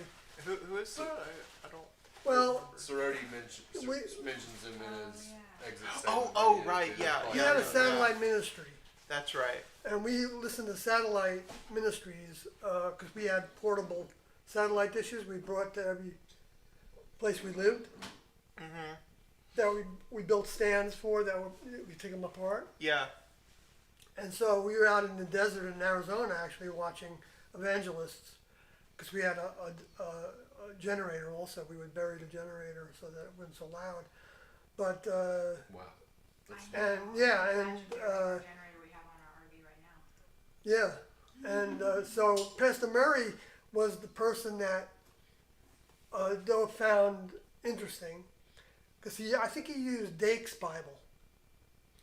And this is when we were examining the Bible more. Like 92. Right, trying to figure out whether we were going to interface with Christians or not Okay. for the second time. And so Pastor Murray said that in Genesis, it talked about how God created man, male and female. And that was in Genesis chapter 1. And then in Genesis chapter 2 is when he created Adam and then Eve as a result, an engineering action using Adam's vehicle. So that showed that Adam wasn't the first human. I mean, Tiendo already knew that there was a previous civilization of humans on the planet, but that was the first evidence that we knew about, at least that I knew about, from the Bible through Pastor Murray's teachings that Doe recognized was true. I think Gene Scott talked about that. Gene Scott, that's what it was, Dr. Gene Scott, which Sorry talked about. Dr. Gene Scott as giving them a message too, that because Doe was paying attention to what they were saying, and we would watch them on the satellite streams, their video broadcasts. Which is interesting because Gene Scott passed away, and he said that if anything that the devil wanted to do would be to suppress Gene Scott's words, his information, his sermons, and everything. And that's exactly what Gene Scott's wife is doing right now. And there's people there was a lawsuit between her and followers of Gene Scott because she took all of his speeches off. She took all of his sermons off the internet. Sound familiar? Wow, that sounds crazy. That would never happen to Heaven's Gate. Exactly. It's Pastor Melissa Scott, and she loved her husband. Like, it's very clear. Like, she teaches a lot like he does, but she leaves a lot out. And her excuse was that he was saying things that were no longer applicable. Like, he would, call out other pastors and stuff, and that's why she didn't want those sermons out anymore. Right. But it was just weird how she took all of his words off. Somebody that he left his legacy to, that she completely suppressed everything that he said. There was another big famous preacher that the class Sad. watched. I can't think of who it was. Well, Coleman. I watched a tape. What's it? Or watched Copeland. Kenneth Copeland. Copeland. Yeah, that's what I was Oh. going to say. That's who. Because I'm pretty sure Sorority mentions Kenneth Copeland in his exit statement too. But on the way back from Savannah the last time, I was listening to a tape on my way, and Doe was talking about watching the satellite preachers and stuff like that, and Doe was kind of criticizing Pastor Murray and stuff like that, or one of them. Mm-hmm. And then fast forward 5 years to the exit statements, and Sorority, like Right. his exit statement, his like final statement was spent criticizing Pastor Murray, Kenneth Copeland. And I looked at Hannah and I said, Sorority Yeah. stayed fired up about that Yeah. for 5 years or more. He was Also, Kenneth Copeland's terrible. He's so scary looking, Yeah. isn't he? I don't Yeah. know anything about him. He was He's terrible. Yeah, well, one of the biggest things I think that Doe was finding fault with was, well, there were a couple things, with the televangelists, many things actually, but one of the things was that he was saying that in order to be rewarded by the Lord with riches, and treasure, so to speak, that you needed to give to the church Right. so that they could do the ministry work. Right, which Right. That's what was nice about Gene Scott is he would talk about, well, that's not what it was. They weren't trying to like have different offshoots of like the country club, the whatever, like all this different stuff. Now It was Kenneth just- Copeland's a billionaire. Yeah, so you can know them by their works, right? Goes to show that Yeah, it's not next level, not the true way to get to heaven. no, Kenneth Copeland. That is one thing I get fired up about, and I try not to be too critical, because my vehicle grew up with a fairly conservative Christian background. So that was another reason why I get fired up about sorority too, and like sometimes I get fired up and I want to tell people like what all these preachers are telling you is wrong. Right. But I need Well, to find a better way to approach it and instead that's- of being that kind of negative, accusatory, because that's wrong on my part at that point to be that way. That's what Doe was talking about with Gene Scott too. Is like he had like a lot of things right, but he was also saying that like you didn't have to do anything. Yeah. You just had to believe. Yeah. And then that was it. There were no like works. You weren't like worship is service. It's work. yep, work for. It's not just hail, Ross Hosanna. Right. Close your eyes and tell Jesus you're sorry. Praise Yeah. God. And then you're saved. It's actually working in service for the Lord. That's another thing from Beyond Human that it's not something that I had never thought about before, but then you look at it in perspective and it's like that's what the whole group is about, is working towards, overcoming everything. And being of service to the world too, almost in a sense. I mean, that's Yeah. maybe not the best way to say that, but just the fact that they did the Beyond Human series and put that out on satellite and distributed tapes shows what they wanted. They wanted people to hear what they had to say. Like Mark and Sarah are trying to take down the what is that? Heaven's Gate database? Yeah, they're trying to take down Heaven's Gate database through our lawsuit, which we don't have anything to do with that, who put those up there. But they want that to come down. So there's literally thousands of views on each of those videos. Why would you want that to come down? Why would you not want people to see that series? That's how I listen to it. Beyond Human was what really solidified it for me personally. Me because too. I'd seen documentaries and stuff. It's a perfect introduction. But at some point, I thought I want to know what they actually believe. Yep, and that's like what I said I'd too. seen people like Sawyer and even Carlodi and Cult of Cults and other things like this, and I thought, at the time I was just curious, but I thought there must be something to this that people still believe. Yeah, And why did they sit there for 20 plus years? I went online and saw Beyond Human, which I never knew existed, because usually anytime you hear the VHS tapes talked Yeah. about, it's the later ones. Planet Earth about to be recycled. Yeah. Yeah, And- last but chance to It evacuate. fits the narrative a little more of like how the world wants to make it look. But then you watch Yeah. Beyond Human, and Doe has his hair for one, which Yeah, sort of helps. in it gives a way. different perspective he- of him. Yeah. Pretty much starts from the beginning and says, "Here's what T is. Here's how T relates to me as my older member," and then he pretty much just walks through the basics of the entire belief Yep. in such a good, concise way. And It only takes 13 hours. I but- watched, it's 13 hours, Yeah. but by the time I got 30 minutes in, I was like, this is not at all what I thought it was. This Me is too. not at all what the world has wanted me Yep, to think that that's this how I is. thought too. And then by the time I got to session 3, I was like, wow, there's something to this. Yep, me too. I was like, I don't really know everything he said, but I believe every word that came out of Yeah. his mouth. I don't And know I'm- that I understand it, but I believe every single word he just said. I watched it and I was like, that's reasonable. That's reasonable. That's not crazy. I could believe that. I can see It's like that. nobody ever said it that way, right? And then over time, for me, it just built and built on top of it until I got to a point that I couldn't deny it any further. Any of it. Right. And I don't really know exactly what that point was, but, I probably wouldn't have gotten to that point, at least not when I did, if it wasn't for Beyond Human. Yeah, me too. And, at some point I sat down and I thought to myself, I don't see any reason why T and Doe aren't exactly what they said that they were. And then I was like, well, What do I do with that? what do I do now? And, for me, if I can rant about my experience. The gun- with Please, everything a please. little bit. do. That's why we're here.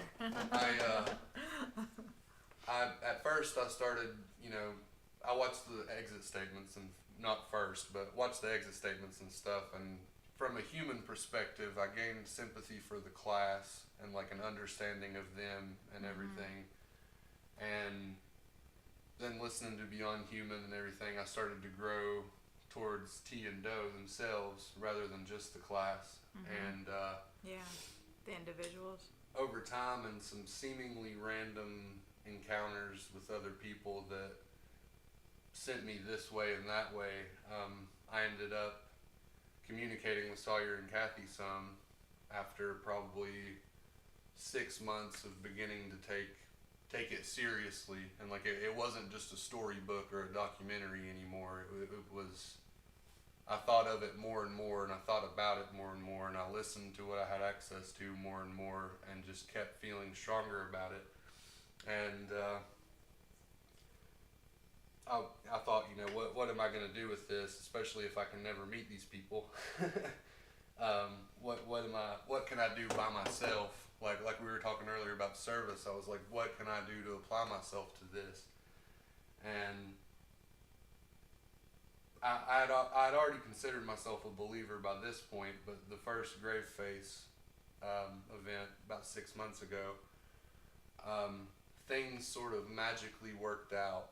Well, I say magically, but it was in my mind the next level, presenting me with an opportunity for growth and service. And it magically worked out that I was able to go, but I was going to have to go alone, and I didn't know if my car would make it in the shape that it was in at the time. Well, magically, some of the car issues got taken care of. That's right. I remember you And saying that. all of a sudden, I was left with just the decision to do it. And, I thought to myself, I could come up with 100 reasons why I shouldn't do this, or, why, I could come up with 100 excuses not to do it, or I could take the opportunity that the next level put in front of me And I mean, honestly, I was scared to death to go by myself. It was like 5.5 hours from where I was, and I had never been that far by myself. I'd probably never driven farther than like an hour alone. Really? Maybe 2 hours. And I was going out on a limb, and another thing I thought in my mind was I thought, back when the class was, when they were recruiting T and Doe were going around the country, these people had to chase them all over the country. And I thought, well, those people were willing to chase them all over the country, and I'm not willing to drive 5 hours Right. to a place that I've already been before Yeah. for this. And in my mind, I was like, how much do I really care, and how strongly do I feel if I'm not even willing to do that? Like, I have this opportunity in front of me, and all I have to do is take it and just go for it. And even though I was scared and I was nervous and I didn't know how it was going to work out, I drove to Savannah with 100% certainty in my mind that the next level would see me through it. And they did. And they did. And, the material had already changed my life so much, but that's, and I'd already decided that I believed, but then actually, like we said earlier, where 2 or 3 are gathered, it's stronger. And I never thought I would have that opportunity, but the next level presented me with that opportunity. All I had to do was get in my car and be scared for 5 hours. But every time I would get scared, I would push it out of my mind and keep thinking about what I was doing it for, and the reasons why, and kept asking myself, is this really what you want? Or Right. Influences in Am my I mind. crazy? Yeah, influences in my mind was like, is this really what you want? Is this really what you're doing? And the whole time I was like, I can't believe I'm doing this. I can't believe I'm doing this. I can't believe I'm doing this. And then there I was, and I mean, my life had already been changed, but that first meeting and being able to actually meet other people that believed, changed my entire life forever. And at that point, not that it needed to prove itself to me, but once I realized how much my life had been changed, I wanted to be of service, and I wanted to dedicate myself in any way that I could be. And that's why, I do ask if there's anything I can do. And I'm happy to drive wherever I can get to, or fly wherever I can get to anytime to be a part, because So you and Hannah need to get an RV. I was talking to her about that the other day. I think yesterday I was talking to her about that. I was like, it's about time to start living in an RV. Yep. We can all just kind of But- caravan all over like the group did. The thing is, once you come in contact with the information, if it really speaks to you and you feel that strongly about it, it's going to be hard to keep it to yourself. Yeah, and you it's can't going to be not hard talk to about not. it. It's going to be hard to not do anything in that way. Like you said, being of service and Yeah. trying to grow in things. It's like you have to want to, but at the same time, And ask for it makes you want to, because you feel so strongly about it and you see it for what it is. And you want other people to know. It's And- like everybody deserves to have this opportunity. Yeah, and To know that the was how I real felt. truth. Yeah, that was how I felt. Was like, I could have never come in contact with this, and I did come in contact with it. So I thought, I want other people to have the opportunity, and like that doesn't mean I'm going to go around and stand on corners and yell at people. Well, we might. If the next level told me to, I would. I would. But Well, Riccone asked that question. I don't know if you remember that. He did in one of the tapes. Do I have a sign on the corner? And he Right. said, I'm not ready yet for that, as Yeah. Rico said. But that was then, and this is But- now. Right? So. Who knows? to me, if it could help someone else as much as it helped me, I wanted them to have that opportunity. And, not only, Yeah. I mean, honestly, personally, the way that I was living and the way that my life was going for a long time, I was doing terrible and heading for death. I think we all recognize, like, I was just telling Sawyer last night, like, how cool is it that I don't know if we've overcome our addictions or whatever, but how cool is it how many people that have stopped drinking alcohol, stopped smoking weed, stopped what other, like hardcore, because I don't consider weed a hardcore drug, but when Right. you're stopping it, you're like, holy crap, like this is really hard. Yeah. This is really difficult. And I mean, honestly, for you too, for hearing you talk at the first meeting about your issues with drinking and things, and I had a real talking big about problem. being at bars talking to people about tea and dough, I did Yeah. the same thing, except Yeah. I'd be sitting in my house annoying everyone on the internet talking Right. about tea and dough Yeah. and hammered at 3 o'clock in the morning. Yeah. It's like alcohol is, I did feel bad, and I was like, Yeah.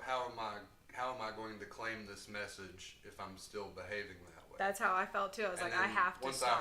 once I heard you say it, I was sitting there nodding my head, and I was like, that's exactly where I'm at, and that's exactly what I need to do. Yeah. And And don't you feel so much better? I've drank one time since that December meeting, and I've been sober for 5 months. And honestly, Congratulations. I don't know if I ever would have had the power to do it alone without the next level in this information. And you know, in my mind, I owe my life to it. Me too. I asked him for help, and Doe showed me exactly what alcohol is. I saw it, and I was like, I can't believe I let that influence me for so long. I'm not even gonna. I would get up in the morning and think, I'm not gonna drink today. I'm not gonna drink today. I'm not gonna drink today. The whole damn day, the whole damn night. Next day, same thing, repeat, and then finally I break, I drink. Right. And then drink for a little while and then stop, you know. I was like, I'm not even going to engage in that. I'm not going to wake up and start programming my brain. I'm not going to do it. I'm not going to do it. Because that's giving it attention too. Yeah. That's focusing on it as well. It's like, I'm not giving it any more attention, Yeah. period. Yeah, and I mean that's Not getting it that's from something me. I've been working on is, you know, with overcoming, like Doe said, if the slate is clean, then you don't remember it and you don't think about it You don't need in to. that way. If it's, you know, done perfectly and everything's perfect, if you've perfectly overcome it, it's gone. You don't think about it. And over time, I have tried to, like we were talking about the influences and denying it immediately. Yeah. I do have situations sometimes where I'll get stressed or anxious or something, and something comes in my head and says, you know, there's a gas station right there. Just, you know, you can it's just so stop. easy. And I immediately say, I can't. And Well, like, and there was a tape that I heard that I wish I could remember which one it was. I think I've talked about it with you, where Doe said every time we have those triggers, it's another chance to say no. Yeah. It's another opportunity to prove to the next level that you were faced with that, but you still said no. I don't want to do it. Yeah.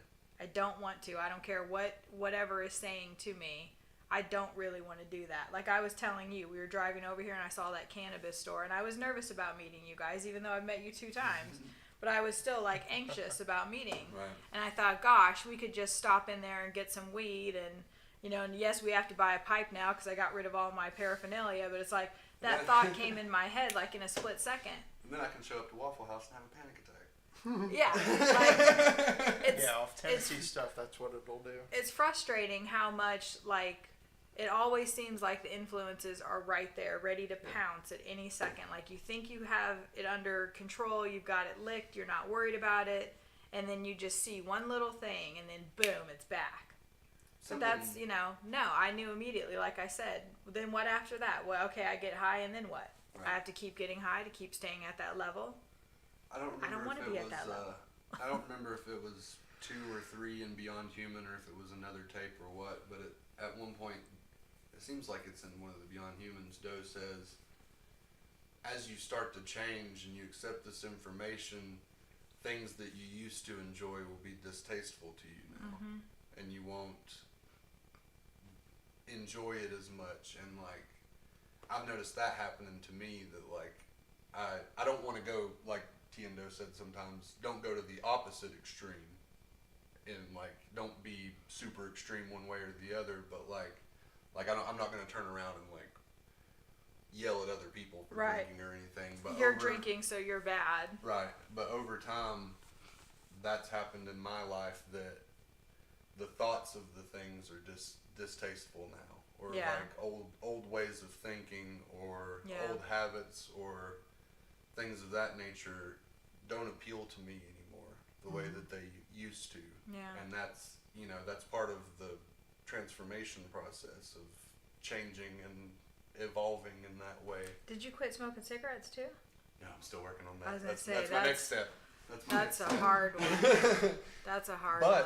But That was to go back hard. to what I was just saying, I have been growing to like it less and less over time. Good. Because before I couldn't have went this long, 2 hours almost. I couldn't have went that long without one Stepping out and before smoking. this information. So Wow. like now Cigarettes are so hard. it's 'Cause- getting, I'm growing, hopefully, in my mind, growing more towards them and less like what I've been. Yeah. And starting to see these things for what they are. And Yeah, to it's be literally against it. a and- literally demon talking to you. Yeah. Smoke that cigarette. Drink Yeah. that drink. Smoke that weed.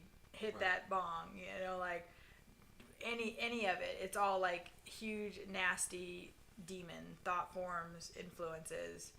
Literally dead humans that used to do that want to live that experience through us. That's when Right, I was just yeah. like, this is my vehicle. Right. This is my mind. This is my spirit, not some asshole who I don't even know who they are trying to use me to get their jollies off. Like, psh, get out of here. It sounds crazy, but I don't care. Yeah, time sharing.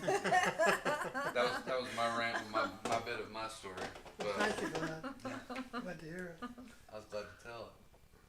It's good to get it out, I huh? want to, Angela Wells, I don't know Hey, if she's Angela. still here, but she expressed 2 comments in the Facebook page. Oh, she wants to be in the If Discord I group. were closer, I'd be happy to try to help. I'm in school for computer science and working programs. And then she says, if there is a Discord group, I'd love an invite. Y'all so- look that up. Yeah, Look that up. I don't have the Facebook thing pulled up. How would I be able to get in Facebook to drop the Discord link? When you go to Sawyer's page, Yeah, the live stream will be on there. I will get you the Discord link. Just Uh, hold on I for can- like 2 minutes. Angela likes to color too, so I believe that's the Angela that I'm thinking of. I still Yeah, haven't if you- started that. Oh, I did start a coloring group, Angela. I'll invite you to it, but we don't talk about next level So you stuff. can just put it in the comments of this post, right? I believe so, yeah. The Discord link, okay. So Oh, Angela, if you're In still here, the hopefully. comments of is that the comments of the stream or the comments of the post The itself? stream. The stream. It's The the post post on itself. Facebook. It's The post the post itself. itself. Oh, yeah. okay. It is? Yeah. Let me get that real quick. Let me make an I don't know what invite. We'll find it either way. I'll make an invite that never expires, so we can There you always go. have it there. But yeah, after what feels like an eternity of searching, I felt like I found what I was looking for. And felt like I found, Yeah. where I belonged and what I should dedicate myself to. Here. XF was here for a little bit. I don't know if he's still here. Usually he's able to stick around for a while. Right, and Carloti is mentioning in the YouTube comments that our friend in Venezuela has an alternative site up, which Mark and Sarah are trying to get that shut down too, but that doesn't have anything to do with us once again. So that shouldn't be allowed for them to like just tack on extra things that have nothing to do with us. I don't think Venezuela cares much for Yeah, about copyright. and that's Yeah, yeah. So they can't do anything about that, as far as we know. But yeah, go ahead and sue everybody and run out of all your money and have fun with that. I still can't understand like why you would have all this money and want to throw it away, like suing us. Like, why not go to Costa Rica or like spend your time? Like that's what I want to do is travel the world. Like I would not be spending hundreds of thousands of dollars suing people. Like Hundreds of thousands of dollars. has to be. It's wild. Could get a house or a new Yeah. house or a. You could give to charity. You could spend the money like, making the tapes available to everybody. Oh, I don't know, like doing your fucking job like you're supposed to. Giving to charity, like a charitable organization, as it Anything might else. be. Yeah, like they could like put the tapes on Venmo like they said they were gonna do. But they don't want to do that. I They don't just know. want to persecute everybody else. Yeah, they don't. They should make a YouTube channel. Vimeo is sort of a.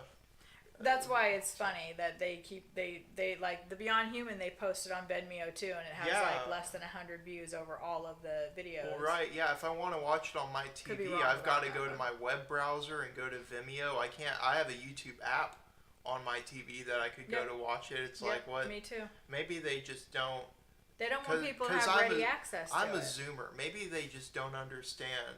I'm more technologically inclined. So, Mark and Sarah, if you're watching, which, they They probably are. They are. YouTube is cool, right? Young people like YouTube. Vimeo is like it's not for old people. It's for like artsy people, like to post their short films on. YouTube's like where all the cool kids are. So Yeah. if you want to spread your message, then you should probably be here on YouTube, which is why we're streaming on YouTube and not Vimeo, because Does Vimeo even allow live streaming? I don't know. I don't think I don't so. use Vimeo. Yeah, it was weird that I think I could be wrong about this. Not I think I could be wrong, but I could be wrong about this. But my understanding of it is from things that Sawyer has said, they chose Vimeo because you can't download videos from there. Uh-huh. They don't want anybody having the information outside of getting it from them, which is just the craziest thing. That's so funny because it's so easy to you can download or you can Google Vimeo downloader and put the link in it. I'm sorry, it's not that hard. Right, you could just, even if you don't know how to do any of that, you could literally set your phone up in front of the laptop or computer and record it that way. They're just ridiculous how they want to suppress the information. Is just ridiculous. Oh, I think I found it. If there's a Discord, yes. I'm going to write a comment. That comment will be the Discord Was link. your first PC an IBM? Mine? I thought it was Apple, wasn't it? It was, well, it wasn't mine. It was part of the group's, and it was an Apple 2E. Was the first PC we had in the group. Matt found your Sawyer story, and XF was letting Varsity Bookworm know that he appreciated the interview that he did. We had a lot of fun talking with Matt for Yeah. 5 hours. He's actually one of the first people that we invited out to the campground that we were staying at, which was a big leap of faith, because that was a campground that we stayed at a lot throughout the winter. So we invited him, and he was in our little RV, and I was introduced to Matt because of you guys. And Yeah, we've been friends everything ever since. worked out really, really well. He's a great guy. I also have an interview out with Matt now on Varsity. Oh, that's Bookworm. right. That's right. So we got to listen to that, Yeah. Alex. Yeah. Like to hear that. Yeah, check me on it because I think I did pretty well. Okay, cool. I think Matthew I Carey think I is spoke here. correctly. Julia Casey's here. Boone says the internet is the new street corner. Exactly. And that's what Sawyer kept saying to me, because when we first met, I was like, we're going to go travel and we're going to talk to everybody that you've been talking to in the live stream for years. I feel like that's what's supposed to happen. And we did do that. And it's been really, really awesome.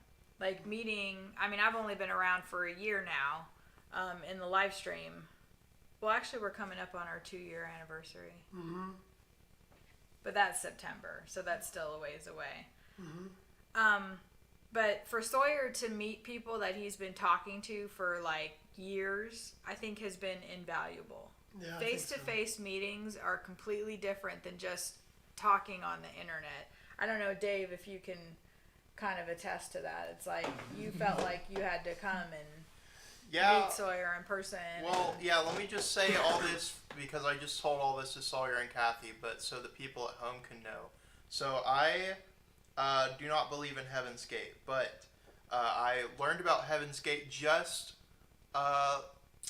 in December 2022 through the Cult of Cults documentary.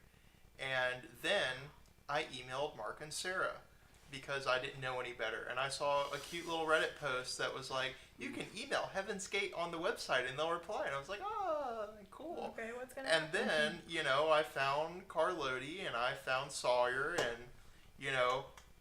I started actually looking into the group instead of just watching these dumb documentaries that just are filled with inaccuracies and lies.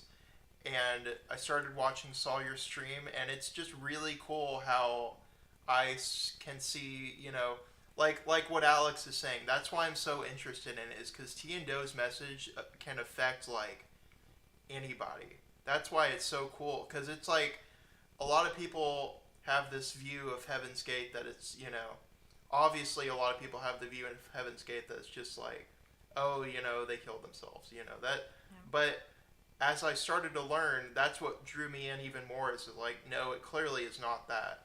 There's more to it than I was being told in the documentary. So that's the big pull for me with this, and that's kind of why I made the Discord too. Is so because I could tell that I couldn't find out more by myself, so I wanted to have a little group of people. And Alex wasn't in there, I don't think, until recently, unless I'm getting my We're not timeline in there wrong. yet. Uh-oh, I can teach you how to use Discord while you're here. You want to figure out Sawyer? Yeah. As long as Kathy takes the main, Okay. What? because It's fairly simple. I didn't know how to use it much whenever I started either, and I was hesitant. But yeah, I joined it about 2 months ago, maybe, 2 months ago. Is it a separate app? Yeah. Okay. And yeah, Matt's in there. Varsity Bookworm. Yes. Shouts out. Nogo Keep is going. in there. Retro United Media is in there. Stu Blab that was in here Stu earlier. Stublad. I hope I'm not missing well, yeah, I can anyone. be in there. I have actually been Carloti makes some invited to appearances. Discord Yes. before, and I have actually done something with it, a little tiny bit, Really? because Diode Nerd introduced me to it, and he set me up actually. It took control of my computer while I was in Vermont, with my permission, of course, and installed everything I needed for it.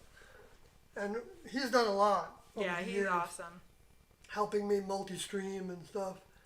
He got you the mic. Yeah, we did things on iTunes. He started an iTunes channel, and we did things there. We did things on Blog Talk Radio together, and We And may I- be getting, I don't think some that's over stuff with between them. us. No, we're looking at stuff for New Mexico. We'll see what comes with that. But anyway, Krell yeah. is so here. we'll do Krell is some here. Discord. Casey is here. Hey, Casey. Hey, Krell. Oh, Hello, Dot. link. That's a good idea. I should put the Hello, link in Meander. the chat, because that's the link that you use to get to the Discord. Oh, okay. Is there a Discord group now? Yes, there is, and I've created it. Are you up to date on everybody, or you staying For is, the with yeah. most part, I kind of. All right. My messages haven't been sending sometimes. I think it's because of my 4G that I'm on right now. So I don't see the link on Sawyer's chat. So maybe Sawyer can just put it on his Facebook or something. I don't know. I can. Yeah, I email can it do to you. Yeah, because I can do that right now. If you send me YouTube, a I don't message think or will let something. you put links in Okay. the chat. I think Yeah, that's the maybe- problem with YouTube. Oh really? It's in the Facebook right there. Well- with the logo on it and stuff. Oh, right there. Oh yeah, that's. Oh, that's the yeah. one Oh that- wait, yeah, I've got Kathy on That's Facebook in Messenger. the comments on the Facebook. So what, should I send it to take you? that? Yeah, put it do somewhere else? that if you don't mind. I don't Well, want to YouTube won't let you put it in the comments. Yeah, Like, I mean, you have to you can kinda put like- it in there, but it won't like click. to, Yeah, like, you can't go click to on it. it. It Yeah. has to be like a weird thing. Kathy, paste. There we go. Join the Heaven's Gate Discord server. We're about to get a bunch of new members, aren't we? Yeah, we might have to vet through it a little bit. Right, Uh-oh, because Make sure also that's, with talking about things on the live stream, then you have to worry about Mark and Sarah. I mean, you don't have to, but their lawyers watch the stream as well and try to pick things out to use against us. So. Mark, can you join my Discord? No. No.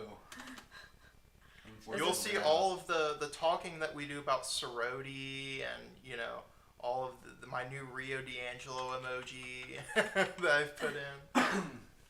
how much people are charging for Rio's book. Oh, I saw that is that. such a It's big ridiculous. topic of conversation in the Discord. I can't stand it. I want to read it so bad.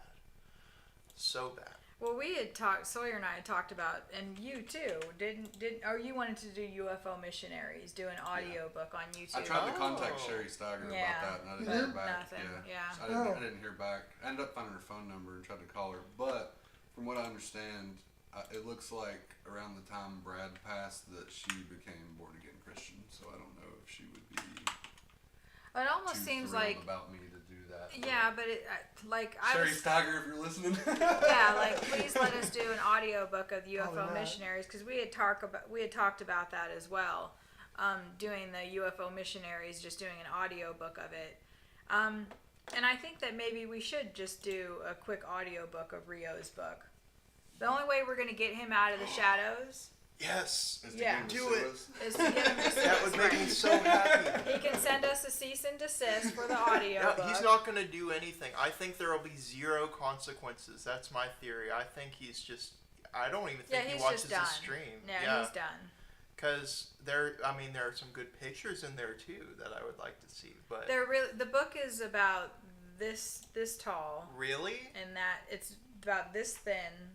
It's not what you think it is. When Are I you- got it too, I was like, wow, people are paying $900, $3,000. Oh, yeah, it's I don't know if would anybody's actually pay buying it for hundreds that. of dollars for it if you're selling one. You don't have to. Like, just put it on your Amazon wish list. I got it for like $14.95 What? from a bookstore. But that was years ago. Yeah. No, I've only had Now, it for like a year. There's a Oh. copy that was on Amazon that started off at $10,000. That's ridiculous. And then went down to $3,000 and then disappeared. So either somebody bought it or they realized nobody's gonna buy this. I mean, like in the art community, like coloring community, like there's different kinds of pencils, right? Like we were Yeah. talking about earlier. So there's these pencils that I have. It's 520 of them. It's called Bruner is the brand, and you can get them for under $100. oh, There was somebody like some third party whatever that was trying to sell them for $1,000. And so everybody in the coloring group was like, these are the exact same as the $100 ones. Do not pay $1,000 for these pencils. Puppeteers. So it's just people that's just trying to profit off something. And I think there's that collectible that people are into just like we're like, okay, go ahead and collect stuff, but can you please send us money and we'll send you shirts? Like, come on, like. I'm repping the shirts. They're pretty nice. Support the honestly. continuation of Yeah, the like message. don't support people that are like just trying to profit off Heaven's Gate. Like they don't believe they. I mean, I could be wrong They about don't that, respect but it. like murderabilia kind of They stuff is don't I just. hate it. Yeah. It's frustrating because it's like you'll buy all these things, but you won't like buy a $30 shirt from us and like rep Heaven's Gate. Like, come on, like what the hell? On a side note of the book thing, there I shouldn't have is said that. there is recording of the interview that T and Doe did, which at the time they were Bo and Pete. But there Oh, is right, a yeah. recording of that interview that they did for Yeah, we Missionaries we Extraordinaire, played it Brad on Steiger and Haley we Lee. played Oh, it yeah. on the channel. That's Yeah. right. We played it on the channel because we knew that Mark and Sarah don't have that. Yeah, I believe it's Right. been linked in the Discord at some point too. You Yeah. can still find the Inside Heaven's Gate version for decent prices because I recently got a copy of it. Yeah. And Right. there's not much added to it, but it does have like a chapter ended because they put it out again like 98 or 99 Really? after graduation. Oh, I need to so find that Oh one. yeah. There's Speaking- a little bit of different stuff, Oh, but okay. nothing major. It's pretty Oh. respectful though, and they let T and Doe Yeah. talk and say what they want Yeah. to in their own words. You know, Yeah. Alex, speaking about books with reprints, we in the Discord we actually talk about the what diet book is it called? The classmate The Transfiguration. Transfiguration diet. Yeah. We I we need very one. much like the pictures. Who drew the pictures? I would like to ask. Dan Sodi. Dan Sodi. Yeah, but he left the class in the 90s. Really? I thought he had stayed. His name, he was also Dick Joslin. Is his That's okay. real name. We were I trying to keep think of Dick forgetting that Joslin, he's Sodi names, yes, too. Yeah, I'm Dan sure Sodi. his mom's dead by now. But, so I don't think his family would be, upset by that. But he did some media after he left. He was And the it one that wasn't- was deprogrammed, right? Yeah, it wasn't that positive about T&O at all. And it was discouraging. But, in some ways he was, I don't know. He did the day after. He's the one that Yeah. primarily. I've not watched that yet, but I Interview. have That's a good it. one. Yeah, That's a Yeah, good it's one. good. I have it in my list. Yeah, him I'm and aware the of it. Theo guy. Unfortunately, the upload of it you can find online is like Well, it's small. Like, Yeah. if you pull it up Well, I on think YouTube, it's in the like a Heaven's web Gate page. database. really? Yeah. Yeah. I think But that's it's where I like- got it. Yeah, it's- that's what he's Yeah. talking It about. doesn't I fill believe. up the whole screen. It's like Oh, I think I smaller. watched it on my Anamorphic phone. white- But it is screen. good. It is interesting for sure. I think I watched it on my phone. Let's check the Yeah, Discord. See if anybody's joined. Yeah, we do like I like the airplane. Looks like That's they're my on an airplane favorite, and and Yeah, He's 'Cause got they a did big that. hat. They it looks like an aviators. older member, and they're Yeah. wearing like That's a right. cowboy hat and That's right. sunglasses, and has the and giant the soy balls sauce Talking and about- garlic. No, thank Yeah. you. I brought my own. Yeah, that's what it said. right. Right, it's Because that. that actually I would they did recommend that. doing- They viewing went. it They on the traveled phone. Yeah. I'll live, so it's go not and live so out in January bad. by airplane sometimes. Cause I used to, sometimes I would meet them, other people did too, but meet them at the airport or take them to the airport to pick them up or bring them back when they were flying someplace for, to investigate a town, whether we would move there or not, and things like that, you know. I want to get a copy of Transfiguration Diet. I do as well, honestly. That the book with you said Brad Steiger. I've been looking for that one. So you said there's a reprint.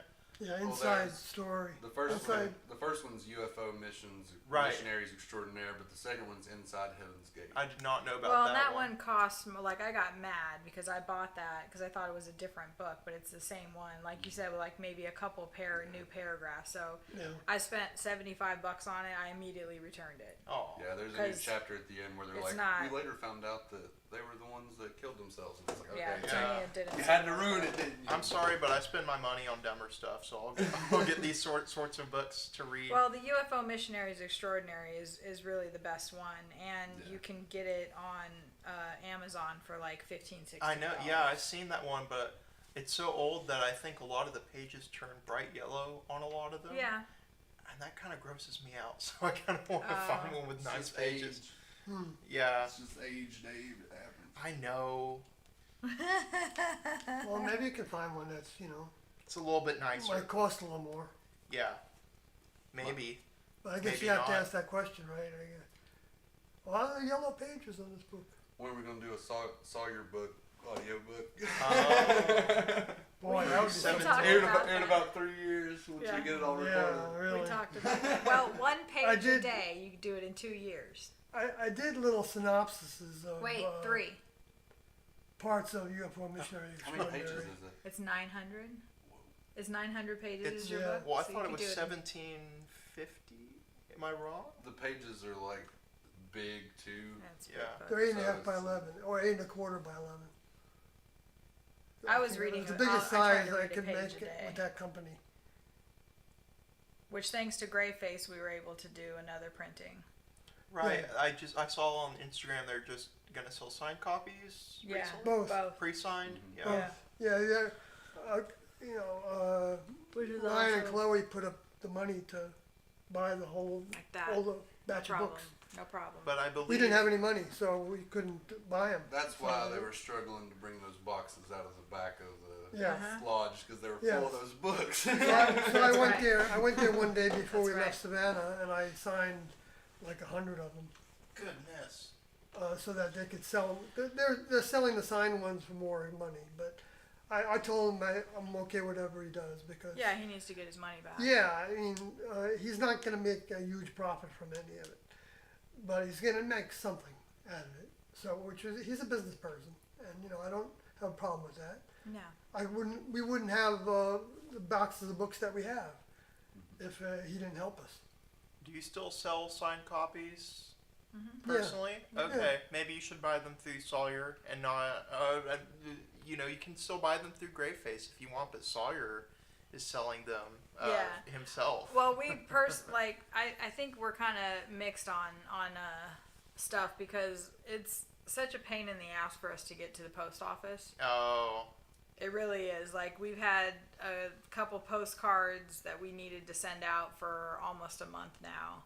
So I told him, like, don't offer that because we're just not getting to the post. We don't even get up until 4 o'clock most of the time. Well, we are gonna go to the post office and buy the correct stamps, We keep and then once we have the stamps, then it doesn't matter because we just drop them into a box. Right. But our hours are so crazy, and we live so rurally, and we don't want to really go anyplace during our off time. So that's you know, it seems like it's insignificant, but for us, it's just a pain in the ass. And it's not worth it to us because So we're, you know. buy them from Greyface until, you know. I'm Yeah, sorry no, that I directly. inconvenienced you, Sawyer, by buying your book from you. No, you didn't. Well, that was different because we were in Savannah. Okay. Yeah, we were at the Really? lodge. No, so that was easier. We but- want to sell books to people. There's no yeah, problem when with we're that. an hour away from town, it's just like, well, crap, we got to get up at like noon. If we don't go to sleep until 6 or 7 in the morning. Okay. So it's really hard to get up and then get into town. before the post office closes. We've had a hard time with that. I live like 10 minutes from the post office and I still struggle to get there on time. I don't know. There's just I hate it. something. Yeah, there's just something about the post office. I don't even know what it is, but it's just like, ugh. And then you do, and you're like, that wasn't hard at all. Like, I don't know why I put that off for so long. Well, I'm gonna get there eventually. We have the postcards like on the dash of the car. It's just Yeah, collecting sun. right. Check the comments real quick. They've already paid for them and through the Venmo. I resold I sold a shirt to a friend overseas, and I had to fill out a customs paper. Did you really? And Yeah, we had to do I went that to fill too. it out, and I went to I wrote I wrote something on it that pertained to like Heaven's Gate, and then I was like, that's probably a bad idea. It won't make it there, and I just scratched Yeah. it out, and it Yeah. said T-shirt. I Yeah. was like, good enough. Yeah, yeah. Good We've enough. done You never two. can tell what they might. I've do. never had to deal with customs, so I didn't know how specific to be. But then after I wrote that, I was like, I don't know if that's going to help this find its intended Yeah. destination for me. We mailed to Canada and I think it was New Zealand Dang, or that's a long Amsterdam way. or the Netherlands. It was the Netherlands, and Wow. it was. I mean, it felt almost wrong because the person in both those cases, the people had to pay the postage. You know, it's like a lot of money to Yeah. ship stuff $60 in. or something like that. For Canada, it was crazy. It The was book. cheaper to For the weight of the book too, like Yeah. It's Yeah. almost 5 pounds. yeah. It was cheaper to send to the Netherlands This than it little was to book, it Canada. says. Yeah, I know. 'Cause, because that one's the big book. yeah, this is Right. the big book. So Julia was saying that she wanted a copy of your book. The best way to buy it right now would be to go to thegrayfacemuseum.com. They have an Instagram, they have a Facebook, and they have a link to the book. So that way you can, get it quickly. They mail stuff out literally every single day. I think they might actually This fan. It's getting a little toasty. get a It little is hot getting a for you. little Yeah. Tell us if it starts getting a little, if you can start hearing this AC Yeah. guy over here. Well, Yeah. It'll do anything. So You can hear yeah, all the lights the and best thing machines. is to go ahead and hit up Grayface, and because we want Ryan to get his money back that he put out too. That was really nice of him to, Mm-hmm. to do that. It's coming out good, huh? Yeah, she's tearing in blue. Is that what it is, or is that shadow? This is AI generated image, so Right. artificial intelligence. Well, yeah. Kathy the, just the got coloring page is AI just generated. got published.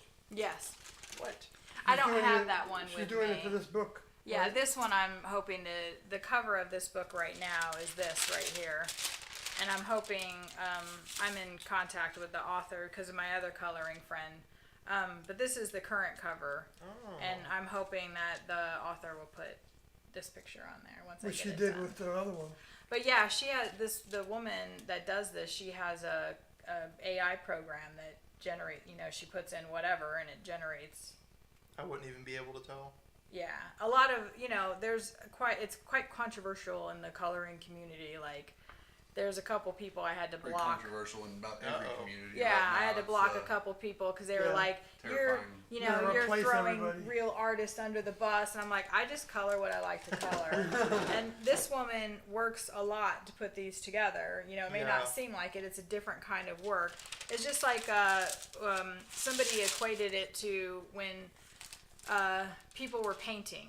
Everything was oil paintings, and they were doing portraits of the royals and all that and painting. And then somebody came along and made the camera, and all the the people that were painting were pissed. They were like, "That's cheating. Photography is cheating. Not And real then- art. Yeah. It's not real art." Now we know that photography it's a whole whatever. Because I do photography as well. I was for a long time like, I'm not going to edit anything. Like, it has to be perfect in camera, and that's still how I am. Yeah. But you have minimal editing with everything. So this is, AI art also takes pictures and makes them as well. Like, nobody can take a picture like that because it's not real. Yeah. The big thing about AI though is like it's fine when you make a picture like that, but a lot of these programs are taking from artists who haven't consented to have their That's work. what the issue of it is. I think with the coloring stuff though, I don't think that's how it works. Yeah, no, I don't think so. If it's Like for me, I wanted to take my photographs. I've done multiple photo shoots with multiple models in Phoenix primarily, a little bit in Cincinnati, but mostly in Phoenix with beautiful, beautiful women. We have great images, tens of thousands of them that I'm not doing anything with. And I wanted to take them and make them coloring pages. yeah, So a lot of people in the coloring community wouldn't even buy that because that's somewhat AI. It's not artificial intelligence generated, but taking a photograph and converting it into a coloring page is not the same as drawing. Well, it's software, you so know. it's So it's technically AI, right? it's not allowed in some of the big coloring groups. I'm very sorry to hear They'll that give you drama crap has about it. befallen the coloring community. It's so funny. It's so hysterical. Like this one lady is like, if everyone has to make their post and say guaranteed human artist, I'm like, psh, block. Like you're an idiot. Like Can't nobody guarantee that. nobody wants to do that. Like you are the only one that is bitching about this all the time. Like get over it. There's a no-go. Hi, Nugo. He said, most people think Heaven's Gate ends with graduation, but as with all religious movements, it evolves and is carried on in new and interesting That's what's ways. interesting for me, Nugo, that you hit it right on the head. The story's still continuing. Oh yeah. Yeah. It was way before 1997, and now it's way after. I was telling somebody recently, it's now been longer that the class has been gone than it was that the class was active. Oh, man. And we're approaching 50 years since T and Doe went public. I'm telling you, you need to do something big for 50. 50 We're saying years. we're going to have a party in New York City. And Except we're not going to party because we don't party. What would be nice is to have something, a place, like I wanted, I don't know if it's but a center, like what would be nice is if all of the information was able to be made public. Oh. Like all the stuff that Mark and Public Sarah have What been idea? hoarding for, 20 plus years they've been hoarding things. They got all the stuff in the storage container, in the storage unit. There's like there's writings that the group did. There's like you were talking about the Vegas footage. Yes. There's all kinds of stuff that exists that nobody even knows about because Mark and Sarah are hoarding it for whatever. It's ridiculous. So like for year 50, what I would like is that we take all of that from them and we make it public. We have a space where people can come to and look at everything the group left behind. Well, like we There'll said, be monitors set up where you can watch Beyond Human. There'll be headphone listening areas, like multiple cubicles where people can go into and pull up any audio tape they want and listen to it. There'll be a little notepad there with, pen and paper so you can like take notes. There'll be like lectures from people. Like all kinds of stuff could be going on if Mark and Sarah would just get into another lane. Yeah, I mean, I hope you two are listening, but I would really like to see the Vegas footage. If you have it, you can email it to me. any of the class's home footage at all. I might be one of the only people who cares about that, so, in the entire world, sadly, but Well, what they do a great disservice by keeping it to themselves because that's true. and whatever they do share with the media, it gets twisted. So like the footage that they shared with the 2020, like of course they focused on people maybe looking crazy, like the talent show stuff. They're like, you guys were mentioning like, oh, all these smart people were reduced to dancing monkeys or whatever. It's They like had to have a talent show. Don't force them. yeah, it was have a like talent it's a show. way to, it was entertainment and a way to blow off steam. I don't think it was Doe wanted these people, the group to perform for him. It's like, let's do some silly stuff and break loose and free for a little bit and have a good laugh. Yeah, That's right. It was just fun. good, clean fun. And to be totally clear on that, I was in the class in 1986 '87, '87, I think. We were in Boulder, up Boulder Canyon, and we were on a road that was named Lost Angel Road. And we had a mountain property that we were leasing that overlooked the whole valley, the Boulder Valley, you know, in Denver area. And Doe had us do a little talent show. Not talent show. We did we just had an hour, a couple of hours, you know, that Doe said, anybody has something they want to show.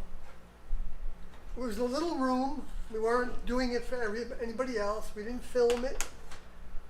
And that's where Lodi said, well, I can burble a pea. And so we went downstairs, and we happened to have frozen peas. And he took a pea, like a little pea pod, you know, a little pea. And the burbling meant that you held your head like up, and you put the pea in your lips. The top, you know, is holding your head, looking up. And then with his breath, he pushed the pea up Right. And kept it floating. and That's in the extended a footage, little yeah. bit above his lips. Apparently And that was his called go-to burbling trick. a pea. It's a good trick. That's a They good sh- trick. yeah, like they show it in the 2020 documentary. Yeah. It's someone of great potential who was, you know, diminished into doing a talent show. Yeah. I would like to, Levitate you know, peas. release the full talent show footage. I want to see everybody's talents. Did Soroti have a talent? I want to know. Do you remember any of the other Yeah, talents? Doe actually shared 2 songs with us Oh wow. that he knew, and we actually, they had antics associated with them. So one was, let's see, Kookaburra sits on the old gum tree, merry, merry king of the bushes he. Laugh, Kookaburra, gay your life must be, ha, ha. That was one song he taught us, and we sang it a couple times. One of those show tunes. Some Yeah. show tunes. Yeah. And then probably the sang. other one was, which had the antics with it. You went like, with your hands down, as meaning under. So, under the spreading chestnut tree, with my banjo on my knee. You got the banjo, you gotta show your banjo. Yeah. Yeah. Played I'm banjo as for a long happy time. as can be under the spreading chestnut tree. So we did that together. There were only about like 8 students or 10 students in that room. The other students were in a different location. Yeah. Oh, I can't believe Doe forced you to do that. You Oh didn't- yeah, I mean it You was were such a brainwashed, terrible, yeah. Court jesters. terrible Yeah. issue. Jesters. Well, you know that's what happens with the media. Yeah. They focus on one little thing, Right. and then people watch that, and they automatically think that was a regular routine, and Yeah. you know that was going to happen all the time. We had to do that, or we were punished, or who knows what. People think because they present it in such a way that the whole thing is manipulation, and it's not. It's nothing from the truth. But certain individuals see that, and they see the whole presentation. They think there's got to be more to this story than they're telling. And those are the individuals that end up go looking and find that it was totally different than that, even though it includes some of those events. And that becomes making a negative out of a positive. Yeah. Like I said earlier, if anybody has to try that hard to discredit somebody and make them look bad, Right. That's Like, all they could find. it's been, 26 years since the group left, and the world has spent this much time and effort trying to tear down the class, and not even just T and Doe, but they also try to make the classmates look like they were Brainwashed idiots. brainwashed or mentally ill or whatever. Or They were Yeah. suppressing their feelings, or you They know, were Yeah. taken And even- advantage of, yeah. I've told Dave In and the them case too. of Gabodi. Like even and big, still Odie too. big TV, like on TV, Conan O'Brien and people were doing skits making Yeah. fun of them. Now, Like less than 2 years after the graduation happened, and And it's like, you know, if you think that these people were convinced to commit suicide, how wrong is that of you to go on international Right, television make fun and of mock them. people that you believe were convinced to end their lives unjustly? And, you know, to me, I was telling Dave, like, I don't get super conspiratorial, but like, I think it's an organized effort of lower forces Yeah. to try to discredit the class, that everywhere you look, no one wants to tell the true story. Nobody wants to tell the whole story. All they want to do is grasp at straws and say, well, they left their family, you know, but besides the group suicides, which I understand is very difficult for a lot of people to understand, but besides that, Yeah. what else is there to point at as being wrong? The only thing I've ever really heard is people saying, you know, they left their families. And that's pretty much the only other thing that I've ever seen someone point at to like say that the group was that bad. Right. But it's like, why is there so much effort against this one group to try to demonize them?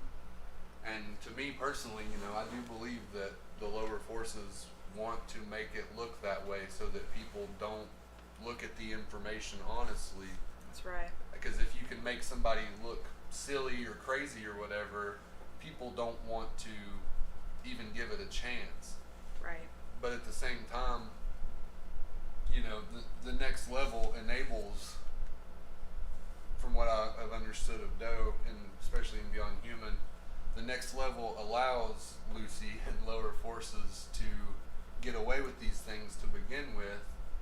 So, I mean, on one end, there is the, you know, lower forces trying to suppress it, but on the other end, maybe it's a test on our parts Right, of how to much we're seek it willing out. to actually seek the information, Yeah, and how much effort exactly. we're willing to put into looking at it and understanding. Because, you know, at the same time, whether you had to search for the information or whether someone had tea and dough standing in front of them and telling it to them, Mm-hmm. the choice is yours to make. The choice is anyone's to make.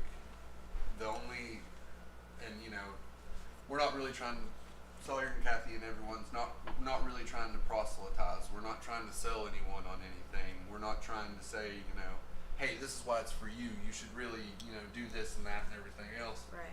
All T and Doe wanted, and as an extension, when we do it correctly, the only thing any of us want is to just put the information in front of someone and say, do what you want with it. Exactly. Mhm. We don't care if you believe it or It not. is unfortunate to watch people, you know, trash the things that we care so much about, but at the same time, that's expected.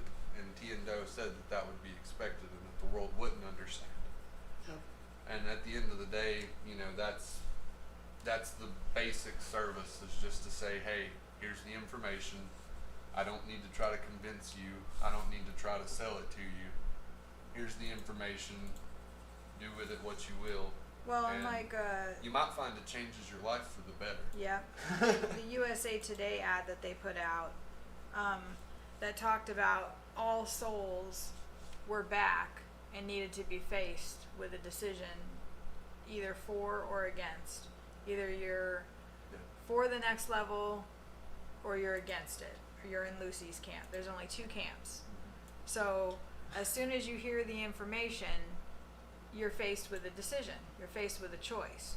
So how I felt about it was, everybody needs, every single person, every single body, plant, vehicle on this planet that may have a deposit, a soul, a chip of recognition, needs to come into contact with the information some way, shape, or form, whoever it comes through, wherever it comes through. They just need to be given the opportunity to hear it. Yeah. And then they can do whatever they want with it. I want to add to that for or against isn't defined like by like a line in the sand. It's all degrees, because like Doe said, there's 3 categories of individuals who the next level will choose to save from the recycling. Yeah. We're talking about souls or spirits even. Yeah. that don't, of humans that don't have soul deposits yet, but they may be dormant in some way. Anyway, and so like the category that Doe talked about in the Beyond Human tapes, and in Planet About to Be Recycled, I believe, was that the first category of individuals was the individuals that were with him, that were graduating. Okay, and the second category were those that recognized their older member as Doe and believed in what they were teaching but had weaknesses. Okay, and the third category were individuals that might not have even heard about Tiendo, but were separating from the human kingdom world in their own way. Now, that separation from the human kingdom world can happen. One example that Doe gave, which some people find fault with, was like people even in a militia group that were against the federal government. But Doe said that that's not promoting violence and any kind of a takeover attempt against the government, because that's not what it's about at all. But it's just showing that they're not going along with the status quo system that basically denies the existence of the next level or makes it into some religiosity that's totally inaccurate at this time, even though it can be a stepping stone. Everything can be a stepping stone. Even atheism is a good stepping stone away from religion, because the religions are all distorted and diluted. That doesn't mean everything about them is distorted and diluted. It means that overall they are. And so, it's not so, and we're not the judge of what any individual has become. We can judge behavior. And we can judge the behavior we don't want to have for ourselves and we don't want to be around. If there's people acting in a certain way that's like, like putting people down and treating them poorly and abusive and stuff like that, we don't want to have that behavior, and we don't want to promote that behavior, and we don't want to be around people that are promoting that behavior. But that's still not judging them, because only the next level can actually judge them. Why? Because we don't know what anybody else is up against in their genetic programming and everything else, and we don't know when they can change and how fast they can change. So they can be against the next level totally one day, and the next day they could also have a wake-up experience. A tornado could come by and destroy their house, and they could say to God, "Why is this happening to me?" And they may get a picture of the Heaven's Gate group in their head, and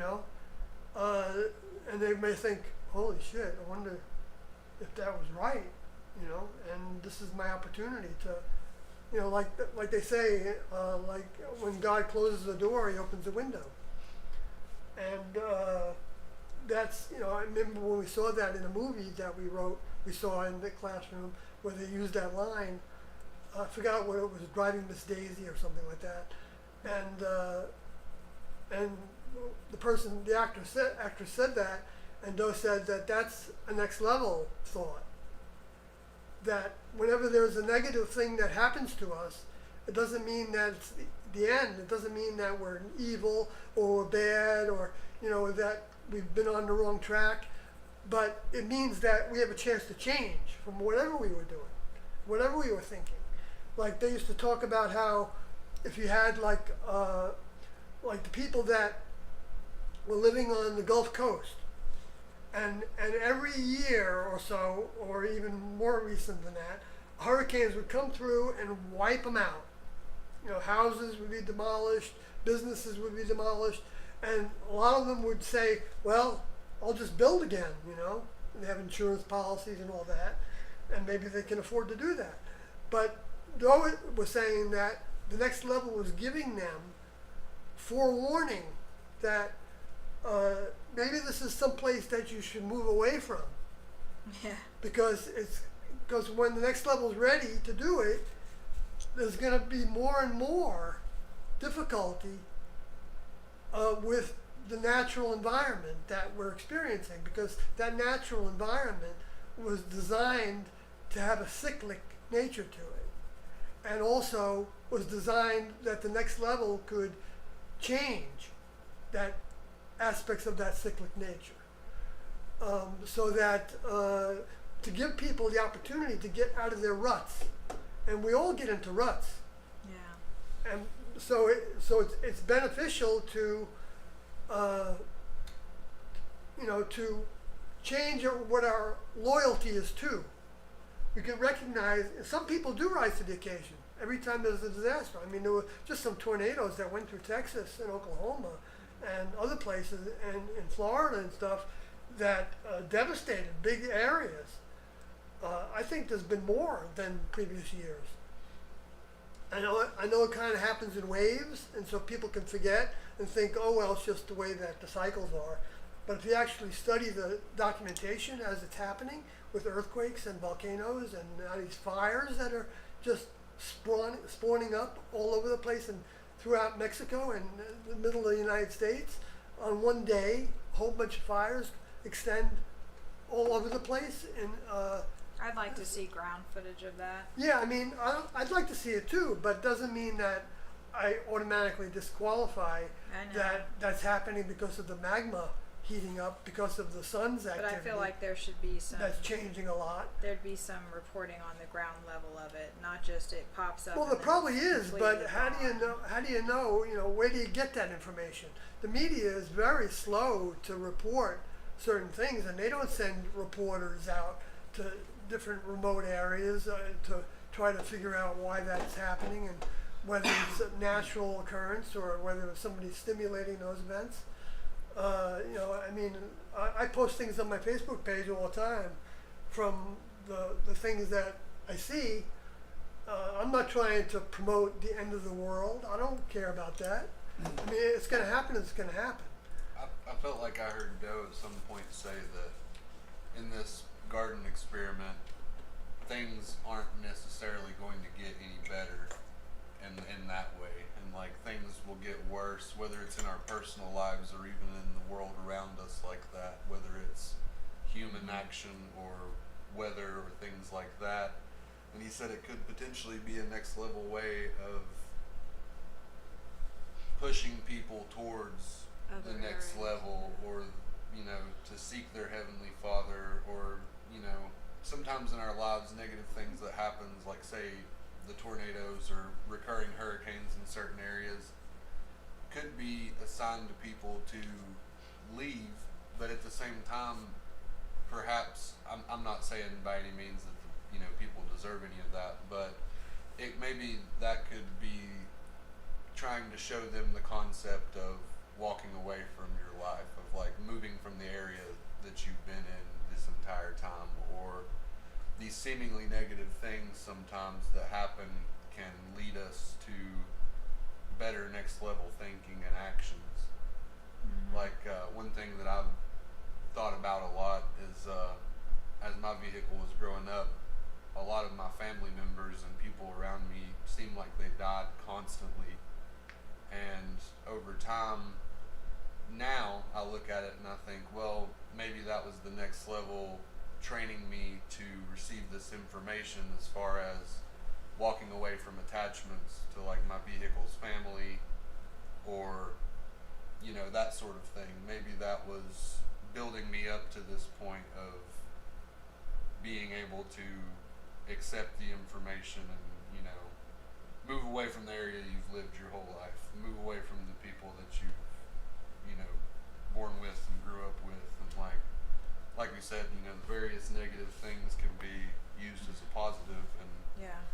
Doe said that it's not really going to get any better in the world, but it's still an opportunity to change, honestly. in Yeah. that way. Hey, Aaron, I see you on Facebook. We will be in Kansas City eventually. Yep. Hopefully you guys just I think so. keep doing meetings for Yeah, and we'll just keep As finding much as we can. keep finding places that want to host us, and then we'll go from there. It's almost 11. Do we want to keep going, or I think I don't know. I think we've done enough. I Uh. mean, unless there's somebody that has more questions. I know I made a few comments, but I think I don't know if you asked any questions, but I don't think so. Dave Coleman's here Yeah. in the chat room. I think Will Ferrell was a good choice for Doe. Don't you Though, think just so? saying. I think he looks a little The bit Saturday- like Doe. The Saturday Night Live skit. Yeah, have Oh, you and seen Saturday that? Night Live? You didn't like that. You didn't. Sawyer didn't like that at all. You know, I don't remember it clearly. I didn't thought think it it was was- particularly funny. Just Saturday I thought it Night was Live kind of isn't funny. very funny, Yeah. but I think Will Ferrell really looks like Doe when they put him in Was it in the costume. The cap. the one I remember seeing was Jay Leno's Oh, I didn't see Jay Leno. show where he showed That as was if they Conan were O'Brien. like up on as if they were in outer space on a spacecraft. Yeah, that was Saturday Night Live. That was Saturday Night Live. And they Oh, were okay. saying we made it. Yeah, I didn't And think then- that was detrimental. Well, the one thing that he said was we were totally wrong about the celibacy stuff. Oh, Or okay. about the castrations, I think, is what Yeah, he said. yeah. he Oh, said yeah. we Is were there wrong one thing that about you regret? And he was like, I regret the castrations. I don't Yeah, think so- that. Oh, right. So there right. was, some Yeah, that was skewing, stupid. But I thought it was funny that, some of it was humorous, but Yeah. at the same time, That was like less than 2 years after it happened. yeah, to I take think like Nego one said of it the was main the week of. the main tenets of the group and make it into a joke is, whatever. Yeah, Let humans do what they want. yeah. Yeah. Saturday Night Live has never been a very intelligent program. Yeah, I Right. mean, it just goes to show how much that affected, the world But to have, people talking about it and making fun of it and it And- being on the, comedy show of maybe whatever. it made people look at the group more to have seen that. you That's know? right. Right, exactly. That's It how. does. I've thought that of these documentaries, as much as we would criticize them and things, it helped lead a lot of people, including myself, Yeah. of saying, hey, this doesn't sound like this is the whole story.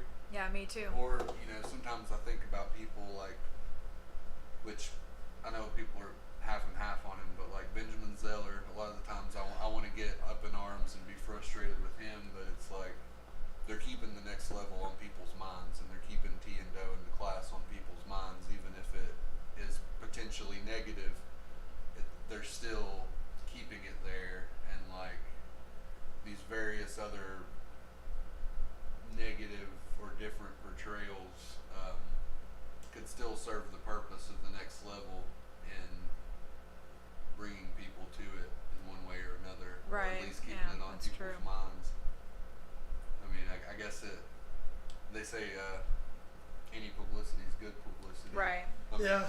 Any Speaking attention is good attention. Speaking right? of Ben Zeller, I want to put a thumbs up to him in regards to inviting me to speak before the American Academy of Religion in 2017 in Denver. He didn't have to do that. He was a member of that academy. And he did it with because he was a part of the Heaven's Gate podcast, and he knew along with the producer. I don't know if she was actually a producer, but Ann Hepperman was the person that interviewed me for that, my part of that broadcast, the 10 series podcast, and Ben Zeller was like their consultant because he had just finished writing his book, which Ben sent me the manuscript to look over and comment on, and I did comment on it. I don't know if he used much of what I said, but because I didn't agree with him on a lot of things, but he was still, it was great that he invited me to that, and I was on the panel with him and Ann Hepperman, and it was a good experience meeting him and participating in them, and even disagreeing on the panel with each other's views on certain things that the audience brought up. So, but it's I would rather see. I'd like to be able to see when they bring on people that have become analysts of the group, I wish they would allow time to talk about each of the things that they criticize, to bring other facts into the subject, not to just give an opinion about. Because I don't want anybody to believe my opinion about something. I want people to be able to see. The thing with having experience with the group, which includes being able to listen to the audio tapes and the videotapes and everything that they left behind, is that you can actually talk about specific events or discussions or things that were talked about that bring context to instructions and procedures and the options that they took over the years, and how there's always a lot of different things to look at. When you say that somebody was brainwashed, well, then how does that work when you had probably a dozen or more examples of how people were sent out of the group temporarily or by choice, and that came back to the group on their own volition when they had the opportunity. And that it wasn't an open door swinging both ways. It was an open door to leave, but it wasn't an open door to join, because nobody knew where we were. And so how can you join if you don't know where we are? But if you stayed connected to Doe because you wanted to, then there was an opportunity to rejoin a number of times, and that's what happened.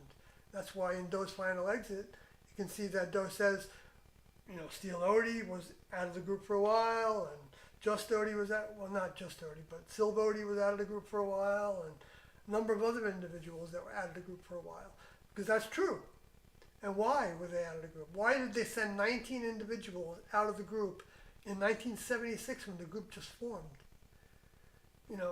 Because Didn't they turn a lot of people away too that tried to join. They did turn the some first away meeting.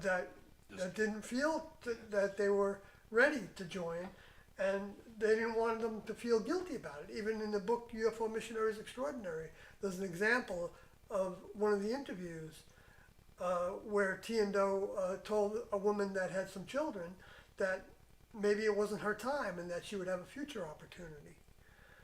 And and just like if people wanted to join you guys in 75, 76, you'd say, okay, we're going 500 miles down the road, meet us up over here at this campground. So that's, it's like, oh, well, God, I don't want to do that. I want to go right now. Right. They made it hard for them to stay connected. There's a lot of filtration. Throughout the traveling around. Yeah, that's right. You gotta want it. Yeah, you gotta Well, want it. the door was never locked as far as you could get up and leave anytime you wanted. Like when you made your decision to leave, you were given $600 and a bus ticket to get out.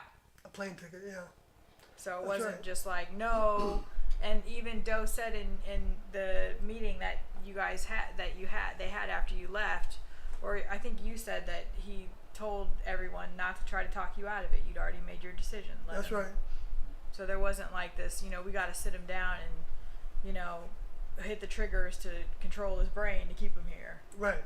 Also, Right. sometimes T and Doe, I've heard it specifically that they told members of the class to write or call their family members, or you were sent to go visit Yeah, people twice. at times. With June, right? I believe. Well, she ended up going to visit with my family, my vehicle's family, in 1987 when we had the second visit. And some people would think, oh, he sent other students together so that they could keep track of each other. But that's not the reason why.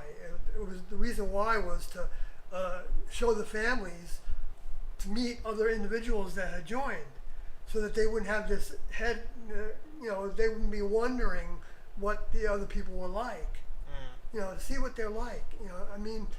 There was an early member of the group named Stewart, who never became an Odie name, but stayed believing for many years. He was in the group for a year, and he was in the Teendale camp in Wyoming, because they had a number of students that were camping in the same area, while other students were in different groups or in the same vicinity, but further apart. And so he got to be with Tiendo a lot more while we were in the Wyoming area. And he said that T told him to show them what you're like. Show the people what you're like. That's kind of what we're doing now. Trying to. That's what we're trying to do, you're right. By meeting in person, we're not saying we're anything big shots or anything, you know, but we all have our own experiences. And Sometimes people, I mean, everyone's experience is sort of different. Mhm. Like I was saying, everybody Yeah. has different things to overcome and different, you know, genetic background and things like that. Yeah. Carlody said there he was also given money and a bus ticket. No one tried to get him to stay. Yep. cool. Thanks, And Carla. then I think, if I remember right, Carlody happened to run into the group at like a Wendy's or something. And, I think that was Steel Odie. It was a Burger King. oh, maybe that. Yeah, that was. I'm getting confused. Oh, he right. was he was in No, the not Steel Odie. I don't think. Dime Odie? Dime Odie, maybe. Well, Dime Odie was It's in one of the the 19 it's in the as it's well. in Doe's final exit. Really? It's I in think it was Doe's Dime final Odie. exit where he says, Carlody says it was Todd Todd Odie. Odie was the one Todd dedicated. Odie. It was Okay. Todd Odie. Yeah, because I remember when Dime We Odie were all wrong. rejoined. Thank you, Carlody. Carlody's memory's like that, man. He Yeah. remembers all this, and how you can tell when people joined, where it was at. what But it Steel was. Odie rejoined when Dur Odie ended up wandering into the Amarillo Hospital in Texas, where Song Odie and Nor Odie Amarillo. were working, doing like administrative jobs, receptionist and stuff like that, and they recognized each other. And I don't know why he went to that hospital, but he walked in there, and because he was looking for us, and they saw each other, and so Nor Odie and Song Odie, or whoever it was that first greeted him, had the phone number to the craft, so called and said Dur Odie's here, and Doe said, okay, bring him over, and that was T was in her vehicle at that time too, and so he met with us. He met with T and Doe, and he said that Steel Odie also told Dur Odie when he went out looking for the class that if he found him to let him know because he wants to rejoin as well if he's given the opportunity. And so they got in touch with Steel Odie, and Steel Odie rejoined at that time. And then Steel Odie left again sometime after that, years after that. And he was like by himself living in a house, and that's where he got back in touch with his, let's see, his stepdaughter? No, not stepdaughter. Even Odie, who was his sister from another, I think, parent. They had one parent in common, I believe. And so, what she had been interested in what he was doing, and so she started grilling him, and then she wanted to join. When he rejoined, when he saw the Beyond Human tapes played on satellite dish, and so he and her both joined rejoined again. So it shows how many opportunities there were for people to leave and even choose to come back, and then leave again and choose to come back. I mean, Rick Odie and Eck Odie left at the first time in the middle of the night from the house that we had in San Antonio, I think it was, approximately, or Kerrville maybe it was, in Texas. And they didn't tell anybody that they were leaving. They were just gone. The next morning we found out that they left. And Doe didn't really prefer that. T didn't prefer that because they wanted to, they knew they might have to leave wherever they were because somebody might go to the press or something. And they didn't want to have investigators find us because we were all adults and we wanted to be there. And we didn't want some culty programmer to pull us out and then make some claims against Doe and stuff, you know. So they were protective of the class. So they wanted people, if they wanted to leave, to actually be upfront about it and say, we want to leave. I want to leave. And they would help them leave, and they would hope that they would, you know, ask them not to go to the press, and then T and Doe would move anyway. pretty quickly after that would happen. I would think that T and Doe would have wanted to talk to people before they left to try to have an amicable split anyway. Even if a person did decide to leave, they still wanted it to be on good terms. I think Yes, so. Yeah. that's true. He did that with Mark and Sarah. He didn't want them to turn against T and Doe or Doe, by like Kathy, responded about one of the audios that, about them, they're leaving, Their bitterness. the bitterness that they had. So they stayed in touch with them, and they wanted to have them stay in touch with them. That's why they were given service in the end there. It didn't And- seem like too many people really left that bitter as far as like what's been public. Like even, I keep referencing Cult of Cults 'cause honestly it's probably one of the better documentaries that have come out, but like there's not that many people that even had anything negative to say afterwards, like no matter what the deal was. Right. And who was one of the graduating members, male vehicle, had glasses. There's a video. Glenn Odie? There's a video they play in, I think it's the 2020 special, where he leaves the class and goes back, and he's like his wife or I girlfriend. think it's still films Odie. him. It's I think his, it is it's still his Odie. girlfriend, and she was like, she knew it would be the last time. Right, and- still Yeah, Odie. she's like, I don't know when I'll see you again, so I wanted to videotape you, and he's just happy, he's smiling, happy Yeah. as can be to be going back to the class. Yeah. And it's like, it blows away every bit of what people think, or what A people cult have been should told be, about the yeah. cult. And, If they choose to see it, yeah. A lot of people watch it and they think they don't have thoughts like that. They think it's They just think they were brainwashed. they were mesmerized, brainwashed, and they or guilted into staying or coming back, or and Odie, Frank in the media, he says, Don't get me started. yeah, right. He says things that are totally wrong. Like said that Doe became more controlling after the Waco events happened, or after T left. is After what he T said. left. Yeah, after T left. I think everybody has their, like Leanne, Pam Odie was in the group for 17, 18 years. I can't remember how much it was. And she said some things too that were just kind of like, everybody has their own different It wasn't perspective. dental care Well, enough. Pam Odie. That's what she said. One thing. Well, and she said that there was pressure. Like, she personally felt pressure to stay because she would lose all of her friends if she left. She That's felt like personal, she though. had to. That's what I'm saying. Like with Personal Frank, pressure. I think that was a personal impression that he had. That was just how he was perceiving things.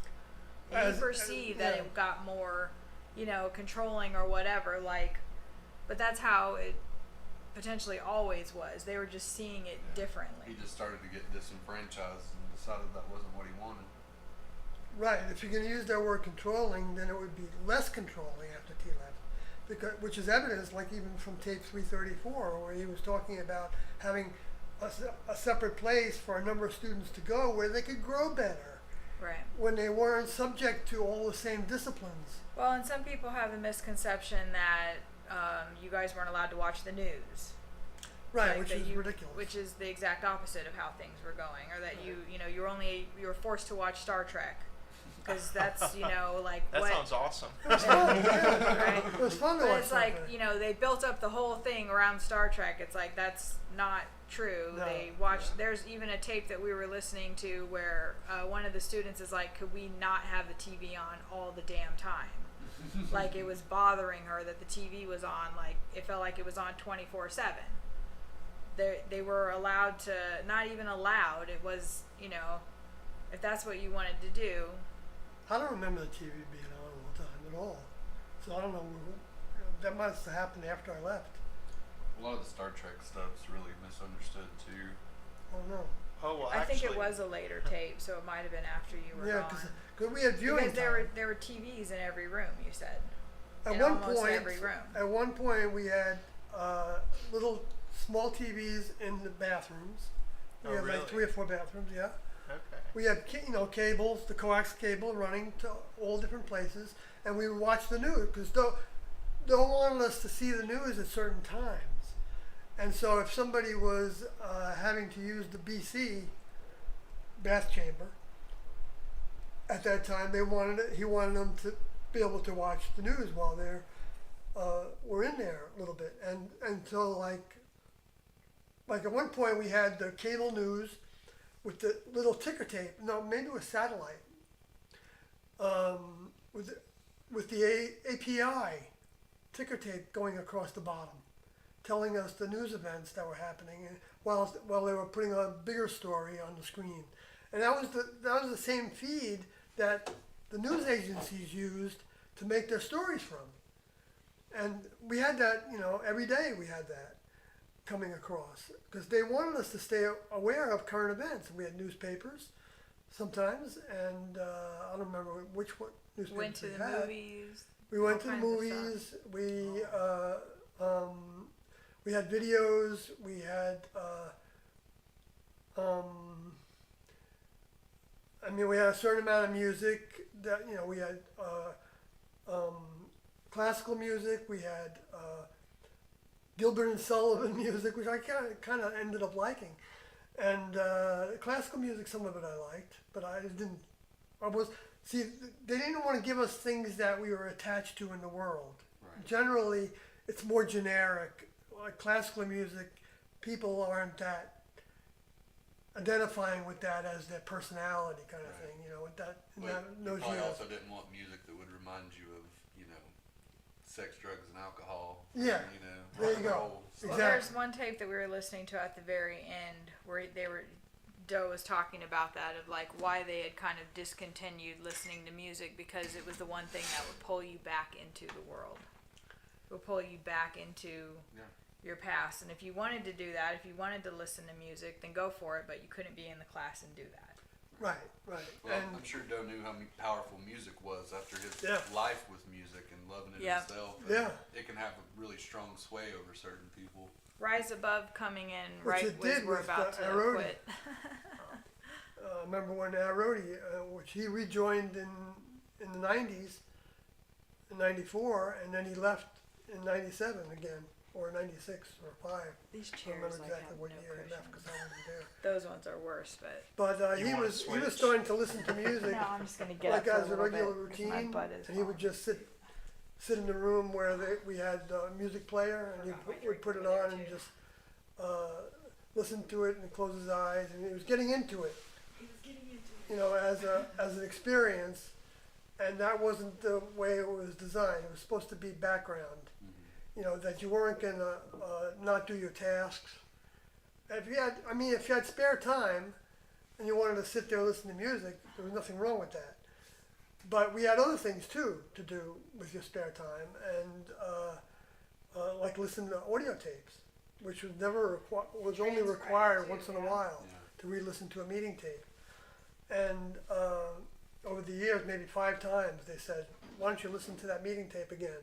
Well, there was one where Other he gave than the what- formula to get close to the next level, which was being grateful for them. Because remember, we listened to that, and that was the formula, was to express your gratitude and your thankfulness to the next level, and they couldn't help but be near you. And then in the next tape, Doe asked if people had listened to that tape, and he said, "I'm not going to say I'm disappointed, but when your older member tells you to listen to a tape, Yeah. listen to a tape." That's right. But people think that we were brainwashed, That was one time. and you would think that if they were really brainwashing us, they would say, you must listen to that tape over and over again. Put it on when you're asleep, whatever, And Doe even addressed that in Beyond Human Tapes. He said, if we could play this at night, T actually. this said it. information, T actually said it. okay, cool. Yeah. In one of Then those. we would, but it doesn't work that way. Yeah, she said, "Trust us. If we could just program it into your little brain, we would." But that's not how it works. Yeah, You gotta Right. want it. It's all Yeah. the free will. It's your free will. Right. That's what Doe said. Free will is something you got that you can never get rid of, You had to, like, even if you pull go it to the through. next level. Yeah, you had to pull Yeah. it Oh, through your yeah, that was consciousness. something that really surprised me when I was listening to Beyond Human in the car, and I wanted to bring that up too. Is because you always think about when you hear about the exit, it's like, okay, well, they went to the next level, and then Doe says, but they still have the opportunity to turn away against the next level when they're in the next level, and I was like, Like Lucifer. yeah, but you don't think about that. I mean, Right. it slips my mind. It's not something that I necessarily would have thought would have happened. Yeah. You know, it's like, I guess maybe some class members could, you know, I mean, there's 39 of them. Not that, you know, that volume has to do with anything, but it's like, you know, what if one of them, there's quite a few of them, one of them could have, you know, Yeah, anybody could at any time. Well, Doe said in Doe's final exit video that some here with him might need to return to the human kingdom again to finish their overcoming. So right away, he wasn't trying to say who, but he had some ideas about some that weren't ready to to receive significant service in the next level, as opposed to elementary service in the next level. And the way I was thinking about that was like the Luciferians, the ones that were called the Watchers in the Book of Enoch, I believe, are the same individuals, or in Genesis 6, the ones that ended up mating with human females. They were called the Watchers, I think, because that's an elementary task, to observe a circumstance and to report back to the next level what you're observing, according to the things that they're asking you to observe about. And but they chose to instead make their own choices on what they were going to do, and started to interface with them and started to teach them things, and the next level wasn't ready for them to learn those things at that time, and so they were breaking instructions. And if you can't follow instructions in the next level, they just don't want you there. It's like any organization in the human kingdom. If you can't follow the instructions of that corporation or that military group or whatever, then, well, they don't just not want you there. They might even penalize you for it. Yeah. You know, and even you know, put you in the brig, give you a dishonorable discharge, or call you a traitor. You know, so the next level, they don't do that. They just let you go your own way, and then they give you more opportunities to change your course. Like T said in the Black Hawk audios 23, 4, and 5, I think it is. He said that the Luciferian space alien fallen angel souls, I'm putting all those terms together to identify who they were talking about,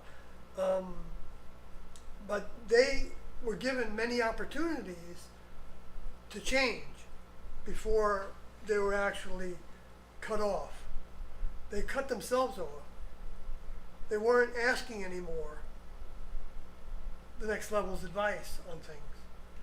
They weren't seeking the highest source they could reach in the heavens, out and out of space, the creators of the planet and the life forms on it, for help, for instruction, for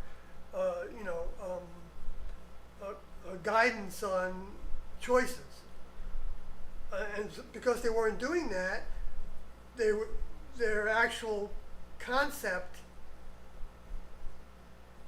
their actual recognition of the next level as a reality diminished more and more, and became, it's very subtle, to where you think you're getting answers, well, that you don't need your older member.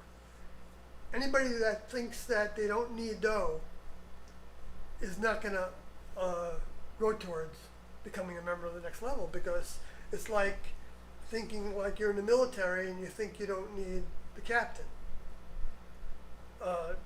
in order to figure out what to do in this circumstance or that circumstance. You do need that. You need the overview. We all need that, in order to grow in that organization. And it's the same thing with the next level. But in our case, we have to grow to recognize who our older member is. Have to grow to recognize the vastness of their mind, which Doe had to experience with T, because T didn't say, "I'm your older member," never to Doe. T said, no, T let Doe, they worked as a partnership, running things by each other, but they were both receiving information separately at the same time a lot of times, even though they were doing different things, and then they would come together and talk about it. And then they would compare notes, and they would say, "This sounds like the next level, but is it the next level giving us information, or is it the lower forces trying to get us off track?" So they would use each other as check partners, and then they would go through a whole bunch of things on their minds to determine whether it was from the next level. And then, so like when they were traveling around the country deciding where to go, this was before 75, Doe would sometimes want to try this, or try to go to this place, or talk to this person. And T sometimes would feel like, "No, I don't think that's going to accomplish what we want." But Doe would say, "I want to do that. What do you think about doing that? Why not?" And T would say, "Okay, let's go with it." And Doe would find out that it was a waste of time. But T knew that was a waste of time right from the beginning. But she didn't force it on him. And so by going through experiences like that over and over again, he came to recognize that T had a lot more insights than he did.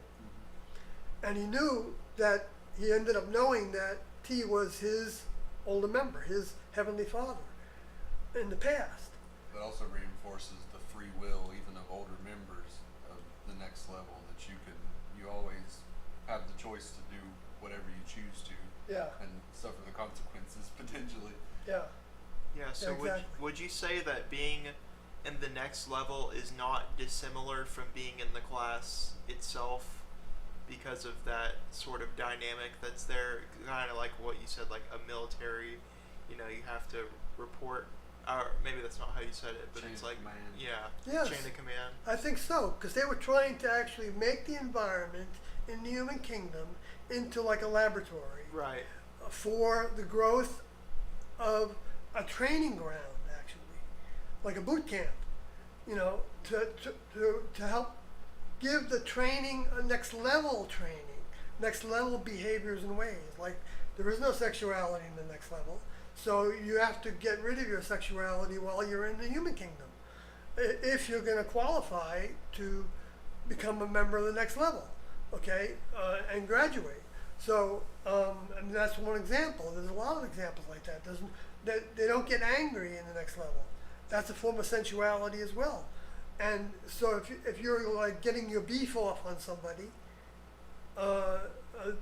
that's not going to happen in the next level. So they don't want you there if you're going to not have overcome that tendency, that characteristic that we get genetically, even.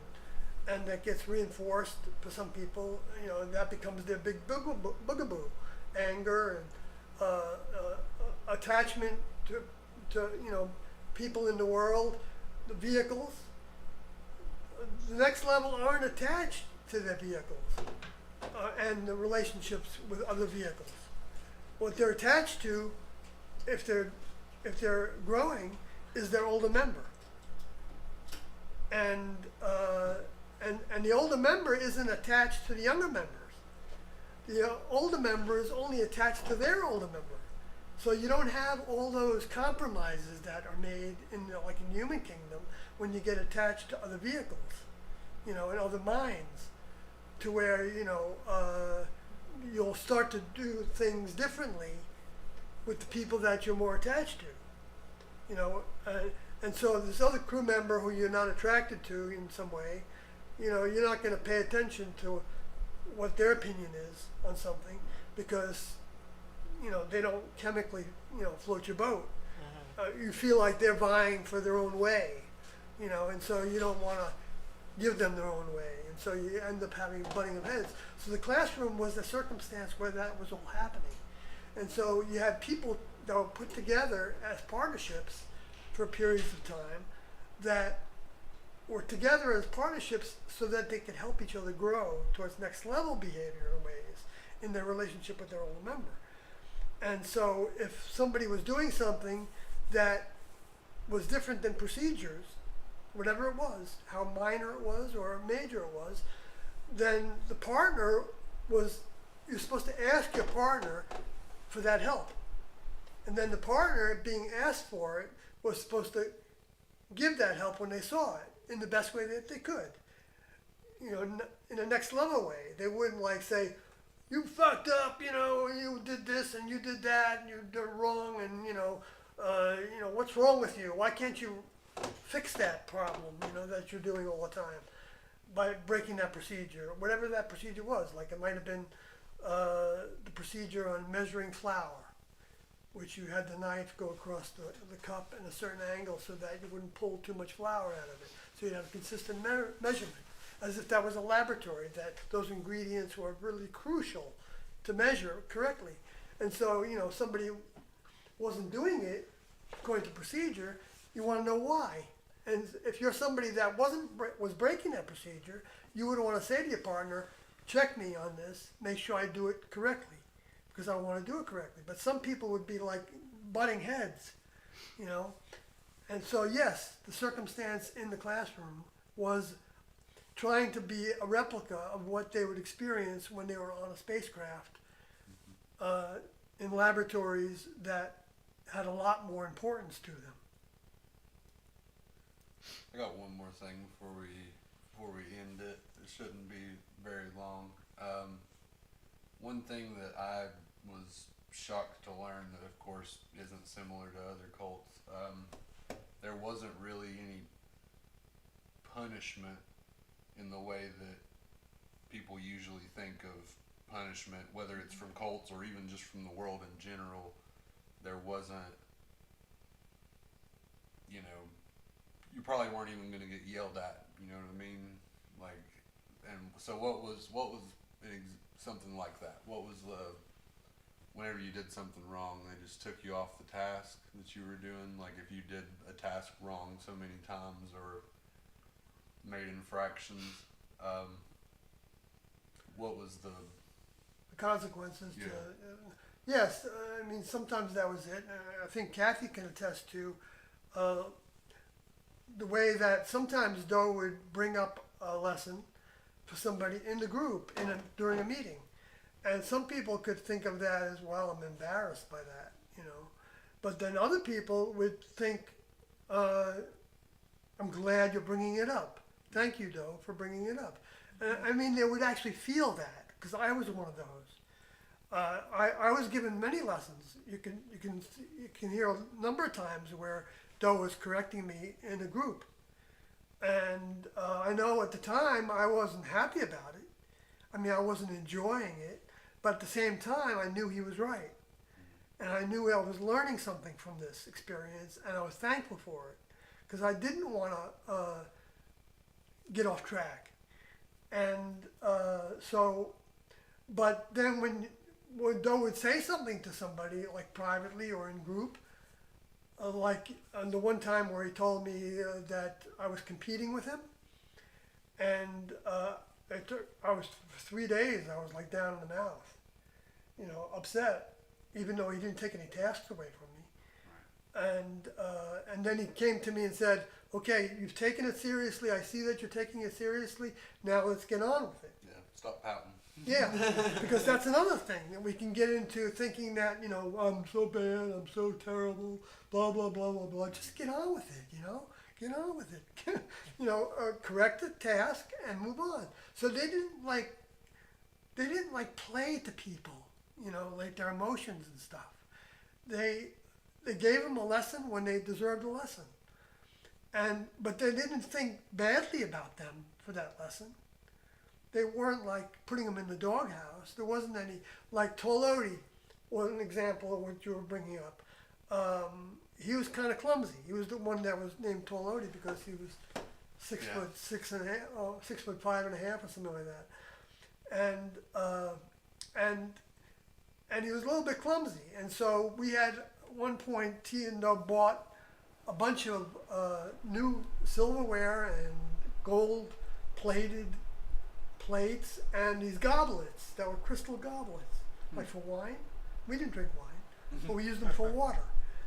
So during our third experiment, our main meal of the day. Turned wine into water. Yeah, Yeah. right. did it backwards. So Tall Odie, when he was on duty to wash them, which we had certain procedures to do so that we wouldn't break them, and dry them, certain, like for instance, you wouldn't wash them, you wouldn't put them in the sink and let them roll around with each other, but he broke one, okay, and then I think he broke a second one, or maybe not. Maybe he broke one, and because of that, he lost the task of washing and drying them. But there were other things to wash and dry that he could still do, and he could participate in other ways, empty the garbage, and but until he could show that he could take control of his vehicle enough to where he could do something more dainty, because his vehicle wasn't of a design that was easy for him to be gentle in that way. So that was one example. I don't know if he ever got restored to that task because we ended up selling all that stuff anyway, and so we didn't have those kind of things anymore. So, because some people are critical because we even had those things. You know what I mean? Why are they buying, silverware and expensive gold-plated dinnerware and goblets when we don't even, isn't that kind of human? Like we had pets for a little while. Like Plato the parrot. Yeah, Plato the parrot. Until it was more of an interference than anything, because Plato was always squawking. What was it you had him say again? Keep your mind in your vehicle. The parakeet, we taught the parakeet that. We had 2 parakeets, in addition to Plato, the parrot. And keep your mind, get your mind in your vehicle. Get your mind in your vehicle. Get your mind in your vehicle. Get your mind in your vehicle. He would say it. That's funny. And Waxahachie, which was the name of a town in Texas where we were close to. Waxahachie. He was just, Waxahachie. And there was another one, another thing he said. I don't remember what it was though right now. Yeah, I've heard a couple of tapes where people have been, at the meetings, there's been some sort of an issue, whether it was various things, whether it's, not checking before you do something, or if it was like, which I mentioned it before, and I'm not trying to put you on the spot, but the one where T and Doe are talking to you about your out of craft task. Oh yeah. That one's been immortally valuable to me in a lot of the things that I've been going through over the past 4 to 6 months with my task that I'm working at now. And I mean, almost every day I'm at my job, some part of that video comes into some part of the tape comes into my mind, of like something that T or Doe said. And if I may circle it around, that's part of why the tapes are so valuable and important to people, is not only are you hearing T and Doe, but you're also understanding things from a student perspective. And like I said, everyone's overcoming looks different, and everyone has different things to work on, and anyone could find something to relate to and something to help them grow from that. Well, and you can hear how much the students interacted with T and Doe. It wasn't just like they were the getting. laughter. Yeah, and they stuff weren't like just that. getting talked to all the time. They were asking questions. They were Pretty much you know, every tape that I've engaging. ever heard has a Q&A Yeah, back and forth, at least for usually. a while, unless Yeah. T and Doe were addressing something specific. More like near the end. Yeah, am I right? Yeah. usually that's when it Yeah. happens. But some there, that's just all it is Q&A. Right. Or students talking in the very beginning when the tape starts, or it happens. Yeah. Yeah. And some are strategy sessions. which Doe had a lot more after T left because the students became his check partner in a sense. Yeah. You know, and so he would run things by different groups of students or the entire class, saying he was thinking about this and that, or a name for the new organization that he was thinking about starting, and you get a lot of insights into the way he thinks. Yeah, I listened to the tape about the Sexaholics Anonymous. There's like church 10. One, yeah, I listened to one from There's a series of 92 them. and Yeah, there's a 94. series. All of those around like that tape that you listen to. There's probably before and after, where there's like 10 audios, where that's the bulk of what they were discussing was how to minister. And that one to about people. your tasks, T's talking, she's like, you should do everything that you can possibly do to try to get along with someone. And if something happens that you find yourself at a point that you still can't get along with someone, you should examine yourself first and think, like, what is it with me that I can't find some way to deal with this person, at least functionally. Right. And And, that like, out of craft task That's capacity. been so important to me. Mhm. And then, I mean, almost every single day, Doe at one point says, he's kind of laughing at the beginning. He's like, well, of course, the last thing we would want is for one of our students to be the one causing problems at their job. Right. And like almost every single day, I hear that in my head at my job, and Yeah. it helps me, and it stops me in my tracks 90% of the time. That I'm like, all right, I know, like, you know. And then you become a great example for everybody else. And Yeah. people notice that. I mean, Yeah. even if you don't talk to anyone about the information specifically, even in my own life, I've had people that have talked to me and been like, you know, I can tell a difference in you, or like what's happened with you that's like done this or that, or Yeah. you know, and honestly, that opens up the door for me to talk about it. Yeah. Exactly. That's right. Like that thing that happened with me. I don't know if everybody knows that, but I had a out-of-craft task at the Tascosa Country Club in. Washing dishes.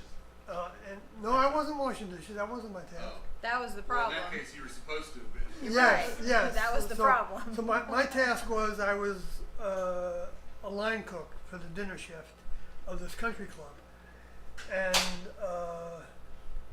I had a bunch of things to do, but we were behind on dishes because a dishwasher didn't show up or something, and so the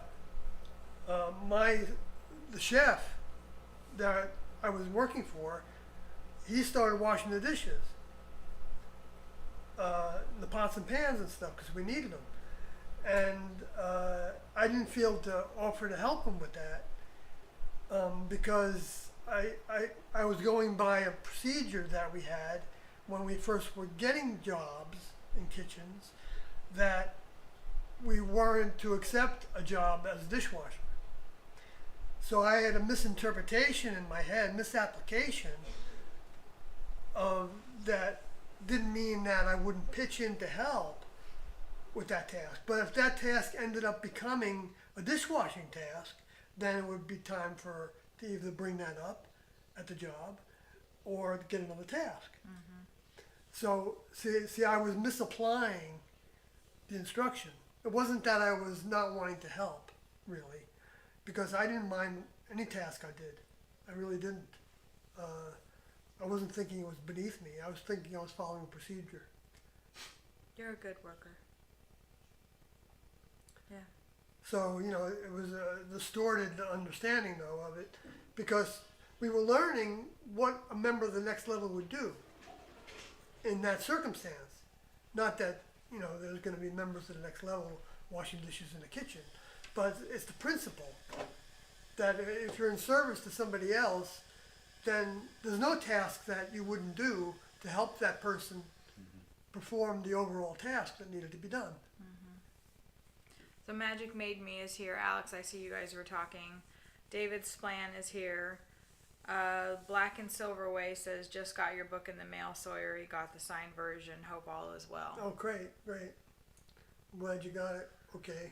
Rise Above, I think we said hey to you too. I don't know if there's, it looks like there's more comments in the Facebook, I don't The think so. I Facebook. think Aaron's there From 3 from hours the ago. but previous. it looks like you can scroll down on Zach it. though. Quinn says love to Alex, Yeah, that's my good friend. and man. Aaron said hey, and oh yeah, there is. Whoops. Let's see. Travis Collins, what's a print? Oh no, I didn't wrong mine. How's my ex Austinite Kathy doing? I'm From well. Travis. I'm well. Yeah, we'll come to Austin again eventually. Those are some of the ones. If I were closer, I'd be happy to try to. Oh no, I think got you already there. saw it. Yeah. Yeah. Further down. There's the Okay. Caleb Collins. Jonathan was here. Hey Jonathan. And he's No, from we Delaware. left Savannah. We were in Charleston working for 2 weeks, and now we're in Knoxville, and then we're going to Cincinnati. And he asked if oatmeal was common in the diet. Yeah, for the first number of years, we had oatmeal as a regular meal. We rotated with cream of wheat and maltomeal. Actually, Angela said the coloring community is unnecessarily spicy sometimes. yeah. Slow cooked grains. It's like a bunch of Wasn't that- bitches. wasn't that the book? Slow cooked grains. Well, that was during the Transfiguration diet, which was around '86, when we started to have the slow cooked grains only. We didn't have any grains otherwise. That was kind of hard to put down your gullet. Sawyer, how come people always call you Sawyer instead of your Odie name? Well, Doe called me Sawyer in the Beyond Human series because the Odie names were generally given. I'm not criticizing anybody for using the Odie name if they were given it. That's their choice. But for me personally, I don't feel like I'm really living 100% like an Odie. And also, that was meant to be a name for the classroom members. That's why you'll see Doe talking about people. But in Doe's final exit, he talked to people publicly about their Odie with their Odie names. So, but that's why I don't use it.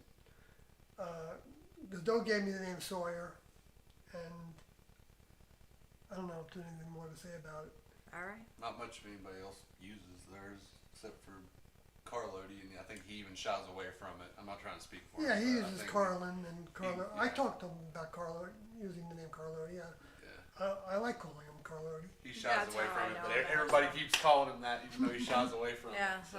that's what I call him. Juan so. Odie. Juan Odie. He doesn't go by that generally. Oh, really? He goes by Juan, Okay. which was the class name that he chose when he joined, which is John in English. And actually, that's not his legal name, Juan. Big Google Okay, so are we done? I don't hasn't. know. Is that how much it's been? Yeah, Yeah. that seems like no matter It's what we easy do. to do. I was thinking we could take, once we're done with this, we could take a group picture with a computer. Oh, Yes. sure. Because I don't know if Just you take a guys... snapshot off of this thing. Yeah. Dave's got a phone tripod. That's over right. there. Yeah. Oh, that if we might want work to take better. a better one, yeah. Yeah. But we could get one on here too, How do you do just that? cause. Or just do it with the other different software? Well, Oh, you- like a picture? Like you would On just the pull up laptop? the... Well, Just do a first screenshot? let's end the stream. Goodbye, everybody. Bye. Thanks, everyone. See Good night, y'all. folks. Join the been great. Discord. Yes, join the Discord. If anybody wants to contact me, they can ask Sawyer and Kathy, just for safety's sake. Thank you, Julia. Hello, Magic made made me. me. 60 seconds. Goodbye. Bye. Cool. Okay, let's see. How do you do this? There you go. Goodbye, all my friends here watching. Yeah. Okay, there you go. End stream there. Still not over yet.